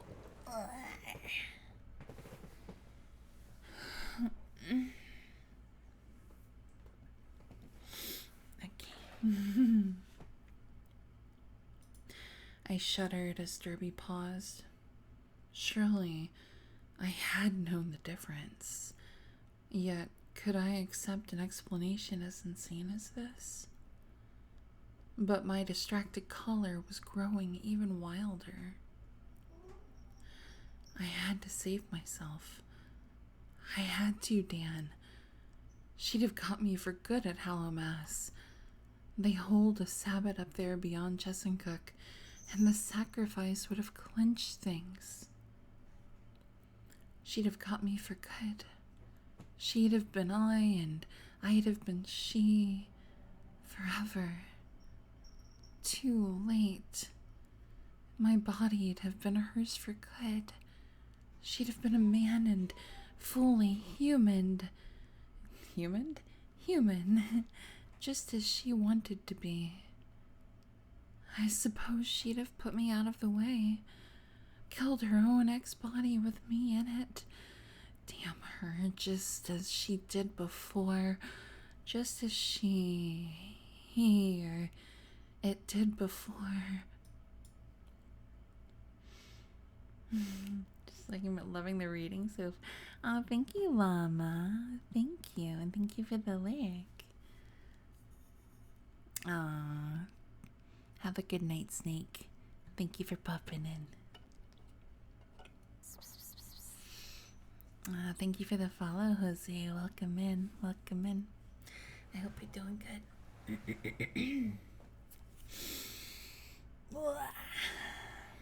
Oh my. Llama. Thank you so much for the gifted. Thank you, sweetie. You're cute. Alright, we're going back to not being able to talk, I guess. Thank you. Alright, let's delve in them more. Edward's face was now atrociously distorted, and he bent it uncomfortably close to mine as his voice fell to a whisper. You must know what I hinted in the car, that she isn't Asenath at all, but really old Ephraim himself. I suspected it a year and a half ago, but I know it now. Her handwriting shews it when she's off guard. Sometimes she jots down a note in writing, which, just like her father's manuscripts, stroke for stroke. And sometimes she says things that nobody but an old man like Ephraim could say. He changed forms with her when he felt death coming. She was the only one he could find with the right kind of brain and a weak enough will. He got her body permanently, just as she almost got mine, and then poisoned the old body he'd put her into. Haven't you seen old Ephraim's soul glaring out of that she-devil's eyes dozens of times? And out of mine when she had control of my body? The whisperer was panting and paused for breath. I said nothing, and when he resumed, his voice was near normal. This, I reflected, was a case for the asylum, but I would not be the one to send him there. Perhaps time and freedom from Asenath would do its work. I could see that he would never wish to dabble in morbid occultism again. I'll tell you more later. I must have a long rest now. I'll tell you something of the forbidden horrors she led me into. Something of the age-old horrors that even now are festering in out of the way corners with a few monstrous priests to keep them alive. Some people know things about the universe that nobody ought to know, and can do things that nobody ought to be able to do. I've been in it up to my neck, but that's the end. Today I'd burn that damned Necromonicon and all the rest if I were librarian at Miskatonic. But she can't get me now. I must get out of that accursed house as soon as I can and settle down at home. You'll help me, I know, if I need help. Those devilish servants, you know, and if people should get too inquisitive about Asenath. You see, I can't give them her address. Then there are certain groups of searchers, certain cults, you know, that might misunderstand our breaking up. Some of them have damnably curious ideas and methods. I know you'll stand by me if anything happens, even if I have to tell you a lot that will shock you. I had Edward stay and sleep in one of the guest chambers that night, and in the morning he seemed calmer. We discussed I need a drink.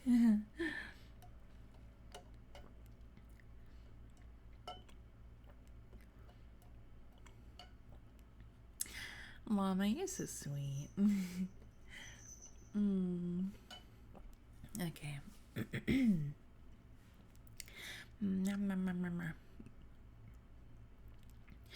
We discussed certain possible arrangements for his moving back into the Derby mansion, and I hoped he would lose no time in making the change.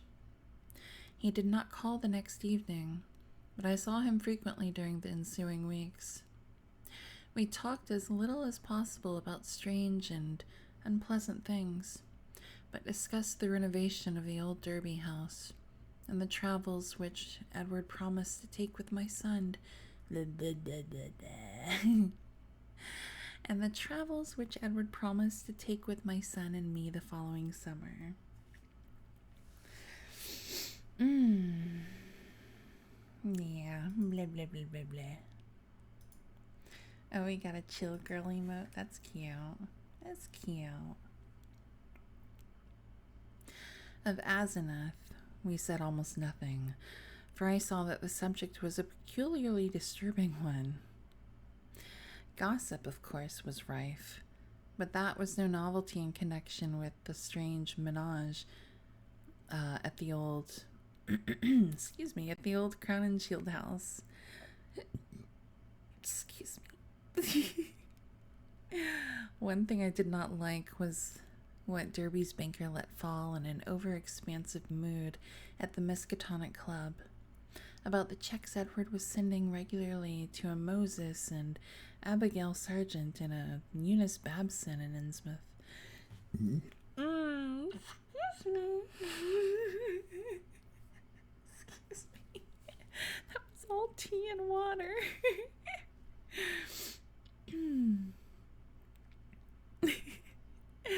I wish that the summer and my son's Harvard vacation would come so that we could get Edward to Europe. He was not, I soon saw, mending as rapidly as I had hoped he would, for there was something a bit hysterical in his occasional exhilaration, while his moods of fright and depression were altogether too frequent. The old Derby house was ready by December, yet Edward constantly put off moving. Banshee Tues, I'm like, it's not my kick, but we'll take it. Though he hated and seemed to fear the Crown and Shield place, he was at the same time queerly enslaved by it. He could not seem to begin dismantling things, and invented every kind of excuse to postpone action. When I pointed this out to him, he appeared unaccountably frightened. His father's old butler, who was there with other reacquired family servants, told me one day that Edward's occasional prowlings about the house, and especially down cellar, looked odd and unwholesome to him. I wondered if Asenath had been writing disturbing letters, but the butler said there was no mail which could have come from her. It was about Christmas time. It was about Christmas that Derby broke down one evening while calling on me. I was steering the conversation toward next summer's travels when he suddenly shrieked and leaped up from his chair with a look of shocking, uncontrollable fright. A cosmic panic and loathing such as only the nether gulfs of nightmare could bring to any sane mind.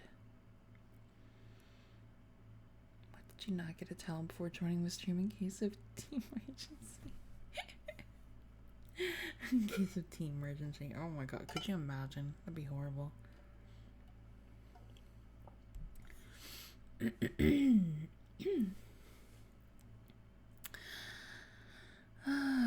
Oh no. My brain. God, Dan, it's tugging from beyond, knocking, clawing. That she-devil, even now. Ephraim, Kamog, the pit of the Shoggoths, Shub, Negrath, the goat with 1,000 young. Oh my god. The goat with 1,000 young. The flame beyond a body, beyond life, in the earth. Oh, God. I pulled him back to his chair and poured some wine down his throat as his frenzy sank to a dull apathy. He did not, the goat gets around. He did not resist, but kept his lips moving as if talking to himself. Presently, I realized that he was trying to talk to me and bent my ear to his mouth to catch the feeble words. Again, she's trying. I might have known. Nothing can stop the force. Not distance, not magic, nor death. It comes and comes, mostly in the night. I can't leave. It's horrible. Oh, God, Dan. If you only knew as I do just how horrible it is. When he had slumped down into a stupor, I propped him with pillows and let normal sleep overtake him. I did not call a doctor, for I knew what would be said of his sanity and wished to give nature a chance if I possibly could. He walked at midnight, and I put him to bed upstairs, but he was gone by morning. He had let himself quietly out of the house, and his butler, when called on the wire, said he was at home pacing restlessly about the library. Edward went to pieces rapidly after that. He did not call again, but I went daily to see him. He would always be sitting in his library, staring at nothing and having an air of abnormal listening. Sometimes he talked rationally, but always on trivial topics. Any mention of his trouble, of future plans, or of Asenath would send him into a frenzy. His butler said he had frightful seizures at night, during which he might eventually do himself harm.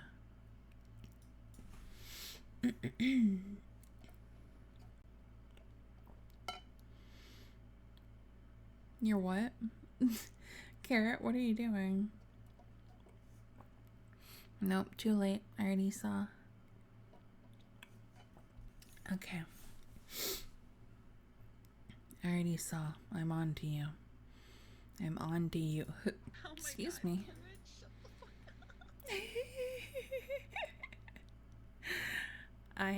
No, you're not gonna gaslight me. What? Oh, I'm so down. Yes.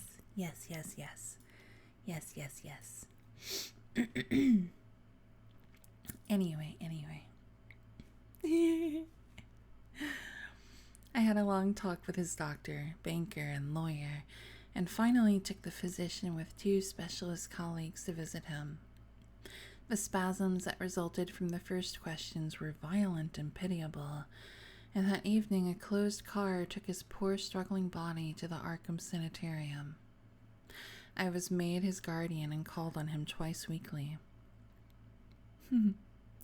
Almost weeping to hear his wild shrieks, awesome whispers, and dreadful, droning repetitions of such phrases as, I had to do it, it'll get me, down there in the dark, mother, Dan,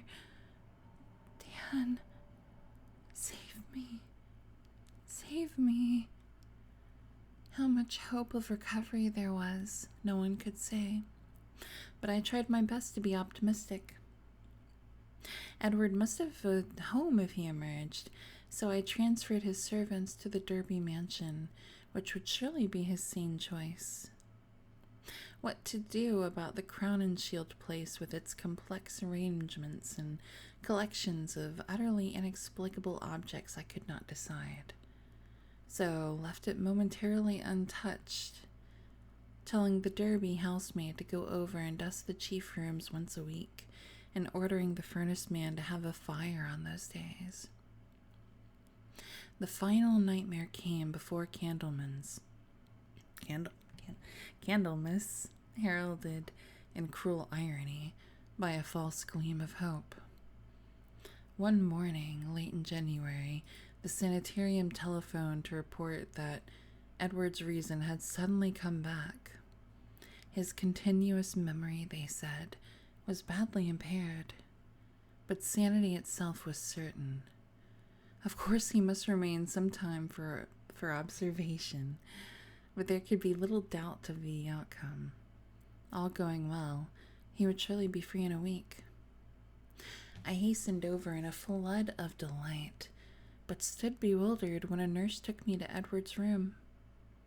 The patient rose to greet me, extending his hand with a polite smile, but I saw in an instant that he bore the strangely energized personality which had seemed so foreign to his own nature, the competent personality I had found so vaguely horrible, and which Edward himself had once vowed was the intruding soul of his wife. There was the same blazing vision, so like Asenath's and old Ephraim's, and the same firm mouth. And when he spoke, I could sense the same grin, pervasive irony in his voice, the deep irony so redolent of potential evil. This was the person who had driven my car through the night 5 months before, the person I had not seen since that brief call when he had forgotten the old-time doorbell signal and stirred such nebulous fears in me.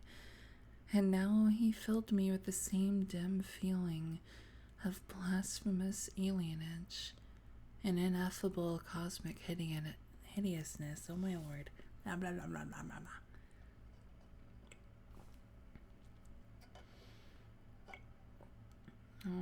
Welcome in, Talon. I hope you're doing good.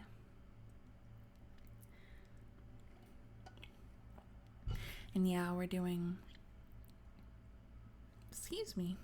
tentatively we're doing Mondays and Tuesdays for ASMR. Whether it's standard ASMR or roleplay or a reading, yeah. He spoke affably of arrangements for release, and there was nothing for me to do but assent, despite some remarkable gaps in his recent memories.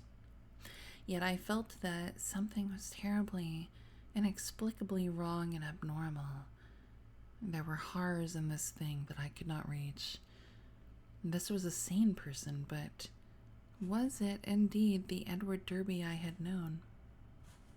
If not, who or what was it? And where was Edward? Ought it to be free or confined? Or ought it to be extirpated? Extirpated from the face of the earth? There was a hint of the abysmally sardonic in everything the creature said. The Asenath-like eyes lent a special and baffling mockery to certain words about the early liberty earned by an especially close confinement. I must have behaved very awkwardly and was glad to be a retreat.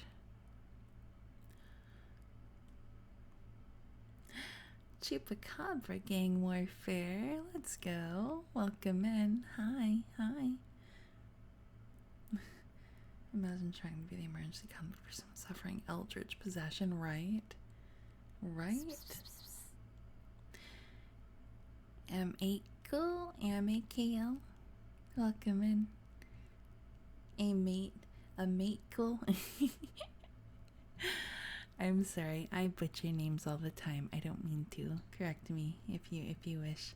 But yeah, welcome in. Thank you for the follow. All that day and the next, I racked my brain over the problem. What had happened? What sort of mind looked out through those alien eyes in Edward's face? I could think of nothing but this dimly terrible enigma, and gave up all efforts to perform my usual work. The second morning, the hospital called up to say that the recovered patient was unchanged, and by evening I was close to a nervous collapse, a state I admit, though others will vow it colored my subsequent vision. I have nothing to say on this point except that no madness of mine could account for all the evidence. Oh boy, oh boy, oh boy. This is, you know,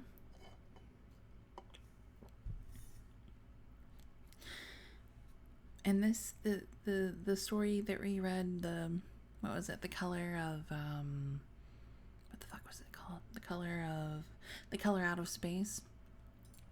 They had like kind of slow-ish starts, but ugh, once you get into them, covered by insurance.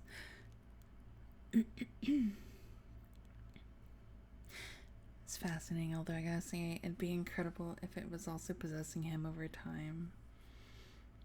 Yeah, I'm in it. Like it's, let me see. Let me look real quick. How much more is there? We can finish it. I think we can finish it. Yeah.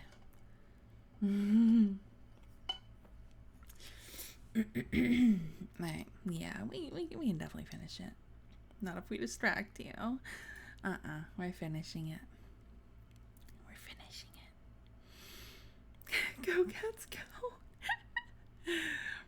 Alright.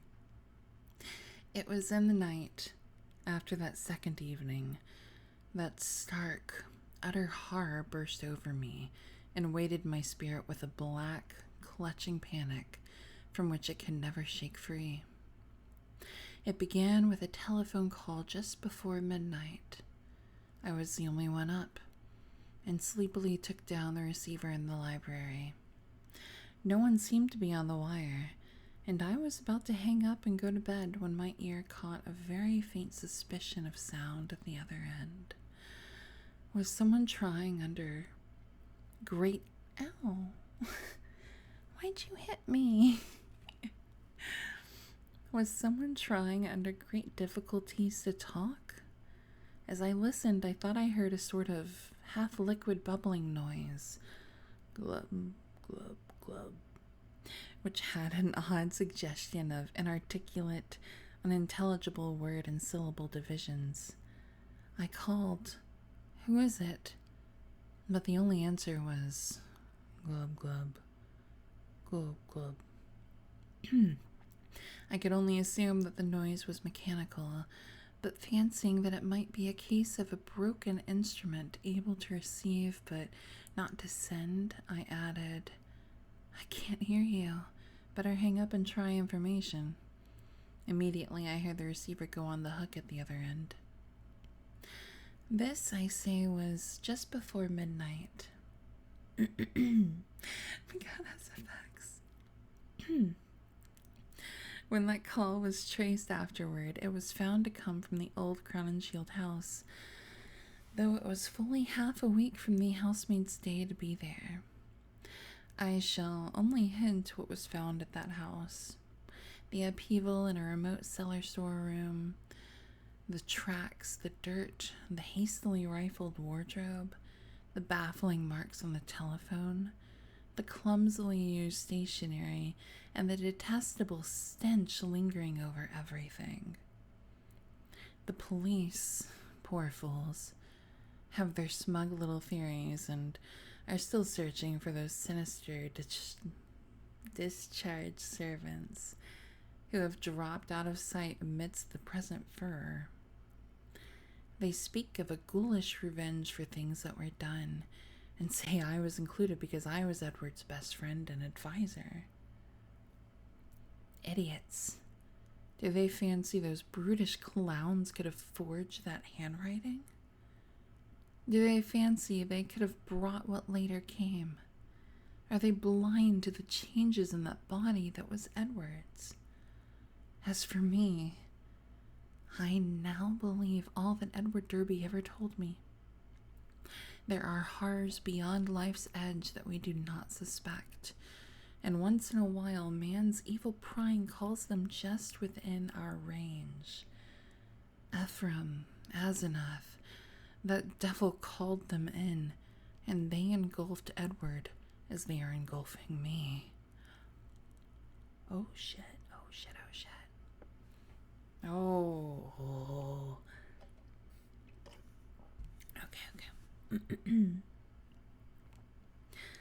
the way that just slipped into the end of that sentence. Oh my god.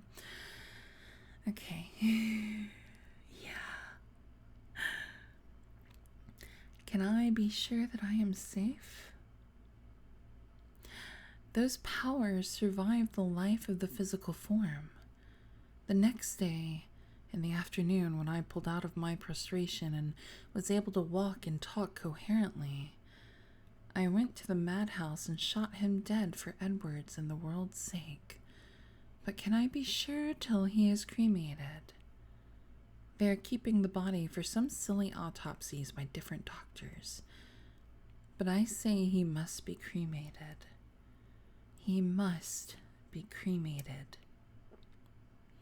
He who was not Edward Derby when I shot him. I shall go mad if he is not, for I may be the next.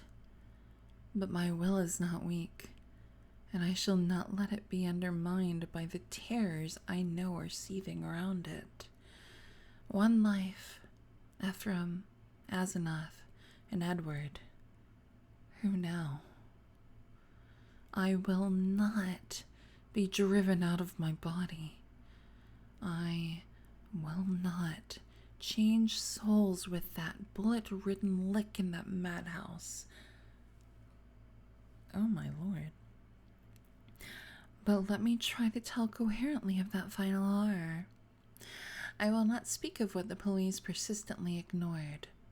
The tales of that dwarfed, grotesque, malodorous thing I met by at least 3 wayfarers in High Street just before 2 o'clock, and the nature of his single footprints in certain places.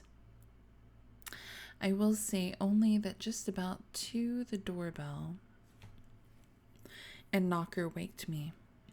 Doorbell and knocker both plied alternately and uncertainly in a kind of weak desperation, and each trying to keep to Edward's old signal of 3 and 2 strokes. Roused from sound sleep, my mind leaped into a turmoil. Derby at the door, and remembering the old code. That new personality had not remembered it. Was Edward suddenly back in his rightful state? Why was he here in such evident stress and haste? Had he been released ahead of time, or had he escaped? Perhaps, I thought, as I flung on a robe and bounded downstairs, his return to his own self had brought raving and violence, revoking his discharge and driving him to a desperate dash for freedom. Whatever had happened, he was good old Edward again, and I would help him. When I opened the door into the elm-arched blackness of a gust of insufferably foetid wind almost flung me prostrate.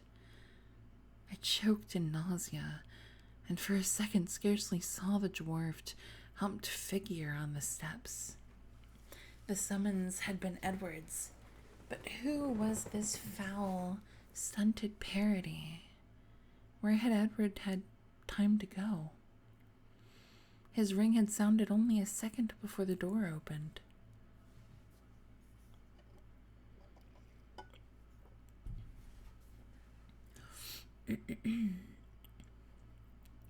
The collar had on one of Edward's overcoats, its bottom almost touching the ground, and its sleeves rolled back yet still covering the hands.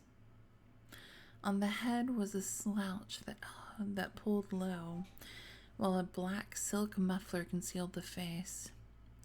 As I stepped unsteadily forward, the figure made a semi-liquid sound like that I had heard over the telephone. Glub, glub.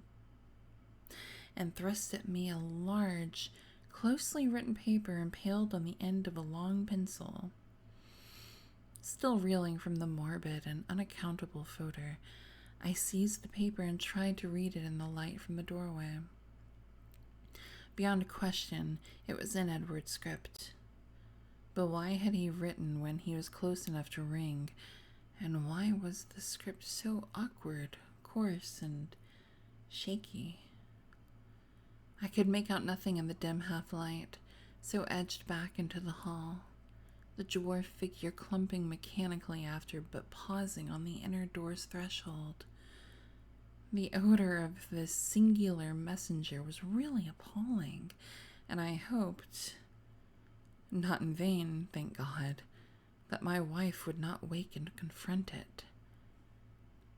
Then, as I... That's funny.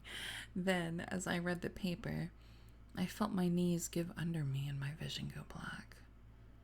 I was lying on the floor when I came to, that accursed sheet still clutched in my fear-rigid hands. This is what it said.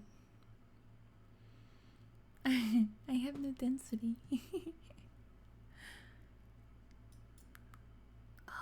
We're almost there. Oh my lord. Okay. Dan, go to the sanitarium and kill it. Exterminate it. It isn't Edward Derby anymore. She got me. It's Azenov. And she has been dead 3 months and a half. 3 months and a half, oh my god. I lied when I said she had gone away. I killed her. I had to. It was sudden, but we were alone and I was in my right body. I saw a candlestick and smashed her head in. She would have caught me for good at Hallowmas. I buried her in the farther cellar storeroom under some old boxes and cleaned up all the traces.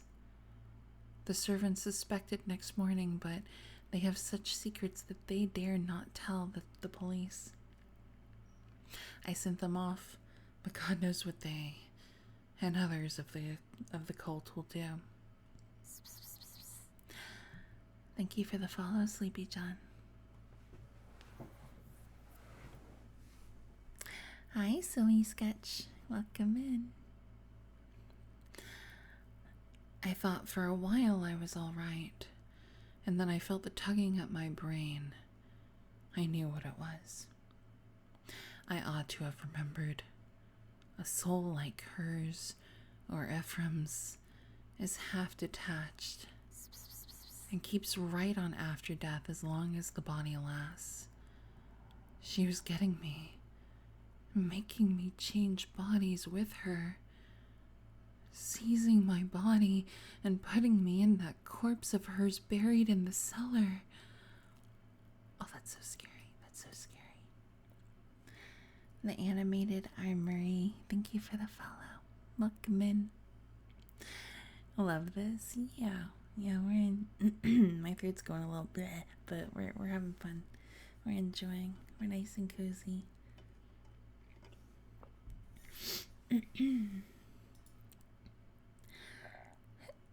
Excuse me.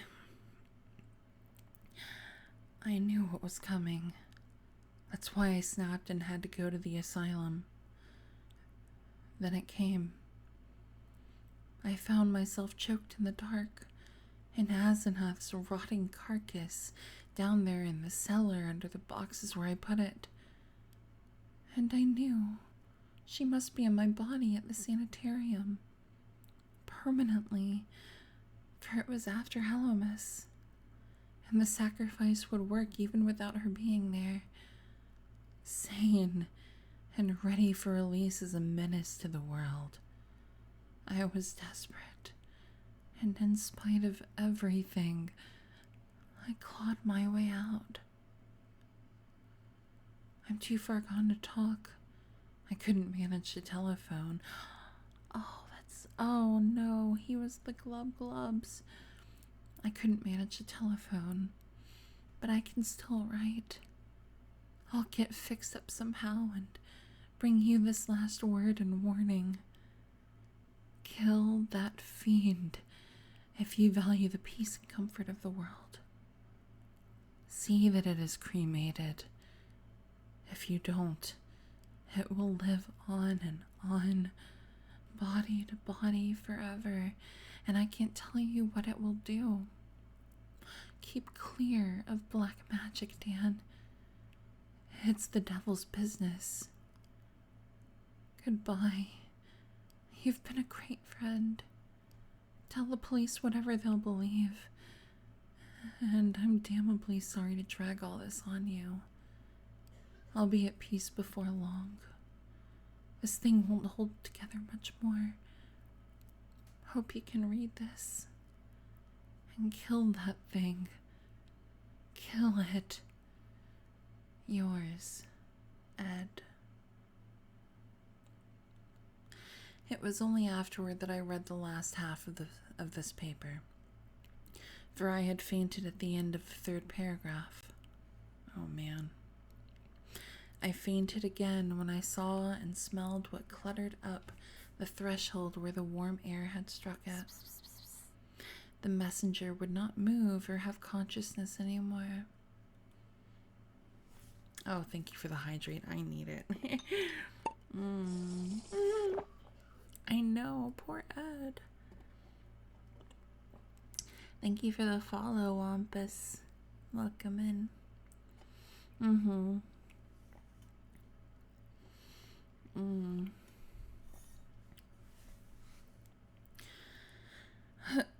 Excuse me. Oh, for fuck's sake. Don't, you're gonna make me finish the story as a clown? Okay, that's fine. The butler, tougher fibered than I, did not faint at what met him in the hall in the morning. Instead, he telephoned the police. I can't believe I'm a goddamn clown right now.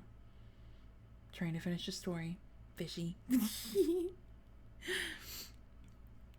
Instead, he telephoned the police. When they came, I had been taken upstairs to bed, but the other mass lay where it had collapsed in the night. The men put handkerchiefs to their noses.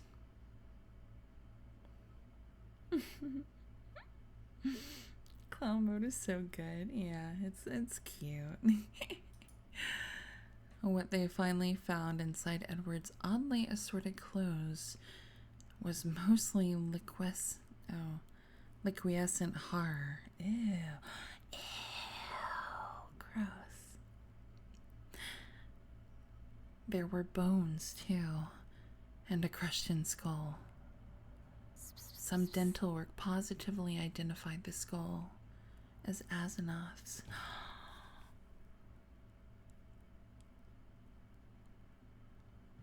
I didn't see that coming. I feel like I should have seen that coming. I did not.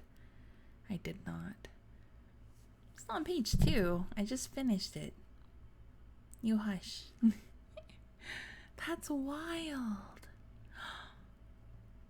Eclipse Elf, thank you for the follow. Welcome in, welcome in. That's, oh wow. I didn't see that coming. I didn't see it. I feel like I should have, because it kept kind of, oh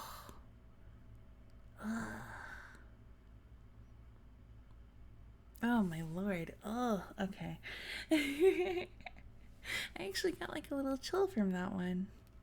That was so good. That's the thing on the doorstep. Yeah. Freaky Friday from this. Yes, that does complete The Thing on the Doorstep by H.P. Lovecraft. Man. ASMR seconds. Yeah, we just finished reading some Lovecraft. Yeah, everyone, y'all came in at the very end. We just finished it.